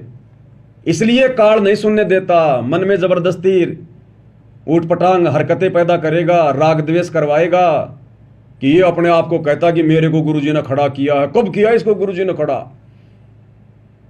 क्या जरूरत पड़ गई गुरुजी को निमित्त बनाने की? अरे 650 साल पहले भगवान भी बोल देता संस्कृत में श्लोक, फिर वो झोटे को निमित्त बनाने की क्या जरूरत पड़ गई थी भगवान ने? तो ये तो भगवान का काम है, वो किसको बनाएगा, क्यों बनाएगा, नहीं बनाएगा, कब तक बनाएगा, ये तो भगवान का काम है। झोटे ने थोड़ी कहा था कि मेरे को बनाओ निमित्त, मालिक ने हाथ रख दिया, बन गया। तो ये तो गुरुदेव की मर्जी है, वो मुझे खड़ा करता, किसी और को करता, किसी न किसी को तो करता ही। लेकिन काल भी तो पूरी कोशिश करेगा ना कि ये इसकी बातें ना सुने, मन में दोष पैदा कर लें। कईयों के तो मन में ये आ जाता कि यार ये अपने आप में ज्यादा शाना बन रहा है कि बस मेरे को ही ज्ञान है। मैंने तो कभी कही नहीं है बात कि मेरे को ही ज्ञान है। हर बात पे वीडियो यही बनाता है, पुस्तकों पे भी वीडियो यही बना रहा है। यही हो गया कि अपने आप में कुछ ज्यादा। अरे मैं तो कुछ नहीं हूं मेरे भाई। मैं तो कितनी बार कहता हूं कि 2 कोटि का जीव हूं। मेरे बाप दादा 1 नंबर के दारूबाज थे, आज भी उनका नाम है। ऐसे शराबियों के घर में परमात्मा ने मुझे पैदा किया। सत्संग के कोई आसपास भी नहीं था, और ना मुझे पता था गुरु जी की शरण में आने से पहले कि कोई सत्संग भी होता है, कोई मोक्ष भी होता है, या कोई गुरु भी बनाना पड़ता है। आप जैसा ही 2 कोटि का जीव हूं, भगवान ने आशीर्वाद दे दिया। मुझे नहीं खड़ा करते तो आपको खड़ा करते, और आपके साथ भी फिर ऐसे खचातानी होती। तो ये सोचकर कि भैया अगर कुछ अच्छी बातें बता रहा है भगवान के बारे में, अगर तो ले लो, क्या दिक्कत है उसमें। लेकिन ये काल राग द्वेष करवाएगा, छोटी छोटी बातों पे मन मुटाव करवाएगा, तो ये उसका सूक्ष्म जाल है। अब अगर गुरुजी ने खड़ा किया है तो भाई देखो, कितना ही राग द्वेष कर लो, कितना ही कुछ कर लो, जब तक गुरुजी ने खड़ा किया है उतने समय तक तो भाई देखो कुछ कोई बिगाड़ नहीं सकता। इसलिए भाई और बहनों, इस काल के इस सूक्ष्म जाल को भी समझो। मेरे से द्वेष मत करो, मेरी शकल से, मेरी सूरत से राग द्वेष मत करो, मुझे उस दृष्टि से मत देखो, क्योंकि भगवान जिसको खड़ा कर देता है ना, उसके साथ वैर करना भी फिर मुसीबत का काम हो जाता है। अगर तुम्हें नहीं समझ में आ रहा है, ये पवनदास की बातें समझ में नहीं आ रही है, तो क्यों सुनते हो भाई? मत सुनो मेरे वीडियो, मत देखो। मैं जबरदस्ती तो तुम्हें सुनाता नहीं, मत देखो लाइव। अब तुम देखे बिना रह भी नहीं सकते, क्योंकि आत्मा भी तो है अंदर तुम्हारे। मन तो बकवाद करता है, लेकिन आत्मा तो चाहती है ना कि देख। तुम देखे बिना रह भी नहीं सकते और फिर बकवाद किए बिना भी नहीं रह सकते। इसका मतलब अभी मन हावी है तुम्हारे ऊपर, अभी आत्मा बेचारी अभी कमजोर है। आत्मा को आत्मा की खुराक खिलाओ ज्यादा। अरे मेरे से क्या नफरत करोगे? मैंने भी सतलोक जाना, गुरुजी आने के बाद मैं भी चुपचाप बैठ जाऊंगा। मैंने भी मेरी भक्ति करनी है। मैंने क्या करना है? मैंने कोई राष्ट्रपति बनना नहीं, प्रधानमंत्री बनना नहीं, मैंने कोई गुरु बनना नहीं, ये ज्ञान बांटकर मैंने कोई तत्वज्ञानी बनना नहीं। मैं भी अपनी भक्ति करके इस काललोक से अपना पीछा छुटवाऊंगा।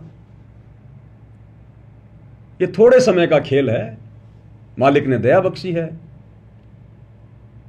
कोई फायदा उठाया जाए तो उठा लो, और नहीं अच्छा लग रहा हो तो कोई दिक्कत नहीं है, आप अपने हिसाब से चलो। कोई जबरदस्ती का काम थोड़ी है फिर। लेकिन ये काल फिर जबरदस्ती करके कर्म फुड़वाता है। इसलिए भाई और बहनों, थोड़ा विचार करो इन बातों पे। ये बहुत परमात्मा की एक विशेष रजा और मेहर है वर्तमान में आप और हमारे ऊपर, जो हम साथ संगति से जुड़े हुए हैं। अब इस गंदे लोक में तो भगवान साक्षात सतलोक से चलकर ज्ञान दे रहा है। 20 साल 30 साल हो गई जब उनको नहीं छोड़ा भगवान, उसने काल ने उनके साथ भी लोगों को धक्कम पेली में रखा। उनके साथ भी लोगों ने वाद विवाद किया, तर्क वितर्क किया, फालतू का बुरा भला कहा, और आज किस हाल में कहां बैठे हुए हैं। तो फिर आप और हमारे जैसे 2 कोटि के जीवों को कैसे कौन बख्शेगा? काल कैसे शांति से आगे बढ़ने देगा? तो जिनकी समझ में आ गया वो तो भैया नीची गर्दन करके, और मेरी उन तमाम बातों को जो गुरुदेव भगवान सत प्रेरणा करके बुलवाते हैं और जो गुरु जी के ज्ञान आधार से हैं, भैया सुन लो, सुनने में कोई दिक्कत नहीं है। सात संगति है, भगवान की चर्चा है, इसको गुरु महिमा कहते हैं। ये सतगुरु महिमा है। जितना सुनेंगे उतना ही हमारा भला है, उतना ही हमारा फायदा है। यहां कुछ मिलेगा आपको, नीचे गिराने वाली बातें नहीं मिलेंगी। यहां ऊपर आत्मा को ऊपर उठाने वाली बातें मिलेंगी, और बाद में फिर रोओगे, पछताओगे। कोई लेना देना नहीं है। मैं तो कुछ नहीं कहूंगा गुरुदेव को, लेकिन वो तो अंतर्यामी है। उनके कंप्यूटर में तो रोजाना सबका फैक्स जा रहा है, उसी हिसाब से फिर नंबर मिलेंगे। गुरुजी भी नहीं कहेंगे कुछ कि तूने गलती करी, तूने करी। ये पंचायत लेके नहीं बैठेगा भगवान अब आने के बाद। अरे ये सिरदर्दी तो आश्रम वाले रखते थे गुरुजी के 24 घंटे। गुरुजी उसकी शिकायत, उसकी एंट्री, उसकी नो एंट्री। अब भी क्या आगे गुरुदेव भगवान इसी प्रकार से पंचायतें लेके बैठेंगे क्या? तो परमात्मा कुछ नहीं कहेगा भाई। सतलोक में कितनों ने हाथ खड़ा किया था, लंबी लंबी लाइनें, सबके अलग अलग नाम, सबके अलग अलग कोड वर्ड। परमात्मा ने क्या कहा कि बच्चों, जिन जिन ने हाथ खड़े कर दिए ना, सबके नंबर मेरे कंप्यूटर में आ गए। अब मैं अपने हिसाब से भेजूंगा। तो ना तो पवनदास कुछ कहेगा किसी के बारे में, ना तो मैनेजमेंट के बारे में कि गुरुजी इन्होंने ये कर दिया, वो कर दिया। मैं गधा हूं, मैं मूर्ख हूं जो संतर्यामी भगवान को बताऊंगा जो उन्हें मालूम नहीं होगा। और ना भाई वो भगवान किसी के आगे अपना रोजना रोएगा कि तुमने ये क्या किया, वो क्या किया। वो तो भैया उसके कंप्यूटर में आ गया। जो जैसा कर रहा है उसके कंप्यूटर में रोज एक फैक्स आ रहा है, रोज। जैसे गुरुजी कहते ना कि तुमने यहां जो दान कर दिया, अब वो तुम्हारा नहीं रहा, वो तुम्हारे अंतःकरण में फैक्स हो जाएगा, मैसेज चला जाएगा। जैसे हम लोग बैंक में पैसा जमा कराते हैं, तुरंत हमारे पास में मैसेज आ जाता है बैंक से कि आपके इतने पैसे जमा हो गए। उस भगवान के द्वारा दी गई विज्ञान जब इतना सब कुछ कर रही है, तुरंत आपको मैसेज भेज रही है। तो हम सारा जीवन में क्या कुबद कर रहे हैं, क्या कर रहे हैं, क्या हमारी सोच है, क्या उस भगवान के कंप्यूटर में नहीं जा रहा क्या? वो पुराना सत्संग तो दास ने आपको सुनाया था 4-5 दिन पहले, जिसमें गुरुदेव कह रहे थे कि यहाँ से नाम लेके चले जाएंगे, फिर अपने आड़ोसी पड़ोसियों के दबाव में आ जाएंगे।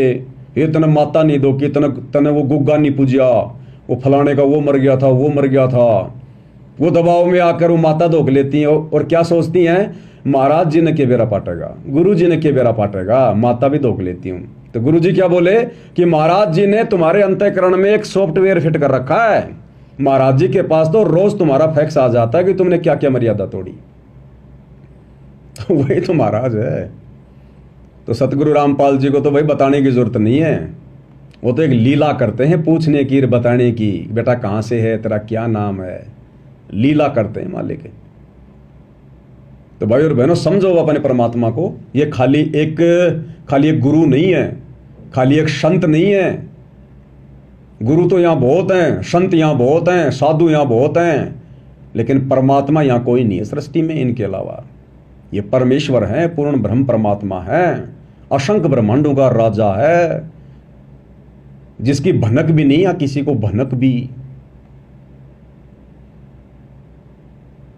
और आप और हमारे ऊपर कैसी रजा करी गुरुदेव ने, हमारा ज्ञान योग खोला, हमें सद्बुद्धि दी। ये विशेष आशीर्वाद है गुरु जी का। आप और हमारी दिव्य दृष्टि खोली है गुरुदेव ने, हमारा ज्ञान योग खोला है। हम आम भक्तों की श्रेणी में नहीं है जो राजनीति में धक्के खा रहे हैं, रैलियों में धक्के खा रहे हैं। आज वो गुरु और परमात्मा को अलग अलग मान रहे हैं। वो वीडियो नहीं देखा वो 3D वाला, 29 जून को इन्होंने निकाला था, संत और परमात्मा का अद्भुत मिलन। 2 कर दिए ना, संत और परमात्मा का अद्भुत मिलन। और गुरु जी कहते हैं गुरु और गोविंद 2 नहीं भाई, जब तक 2 समझोगे 2 जग में जाई। इस विषय पर थोड़ा खुल के चर्चा हम कल रात्रि 9 बजे परमात्मा समा देंगे, अगर परमात्मा समय देंगे तो उस समय हम करेंगे।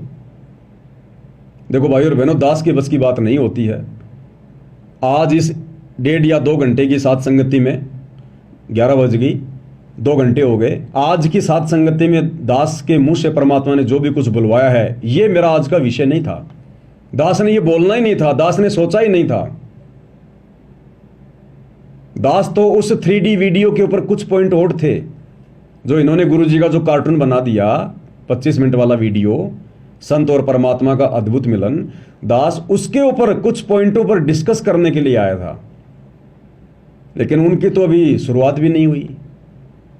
तो लाइव में बैठने के बाद में भाई और बहनों, फिर पवन दास की बस की बात नहीं है कि परमात्मा क्या बुलवाएगा, फिर उस मालिक के ऊपर है। तो कल रात्रि 9 बजे गुरुदेव के आशीर्वाद से फिर से लाइव जुड़ेंगे। तब तक गुरुदेव भगवान हम सबको आशीर्वाद दे, आज्ञा दे, सद्बुद्धि दे, और इसी प्रकार से परमेश्वर हमें अपने सत मिशन से जोड़ कर रखे। बंदी छोड़ सतगुरु रामपाल जी परमेश्वर जी की जय हो।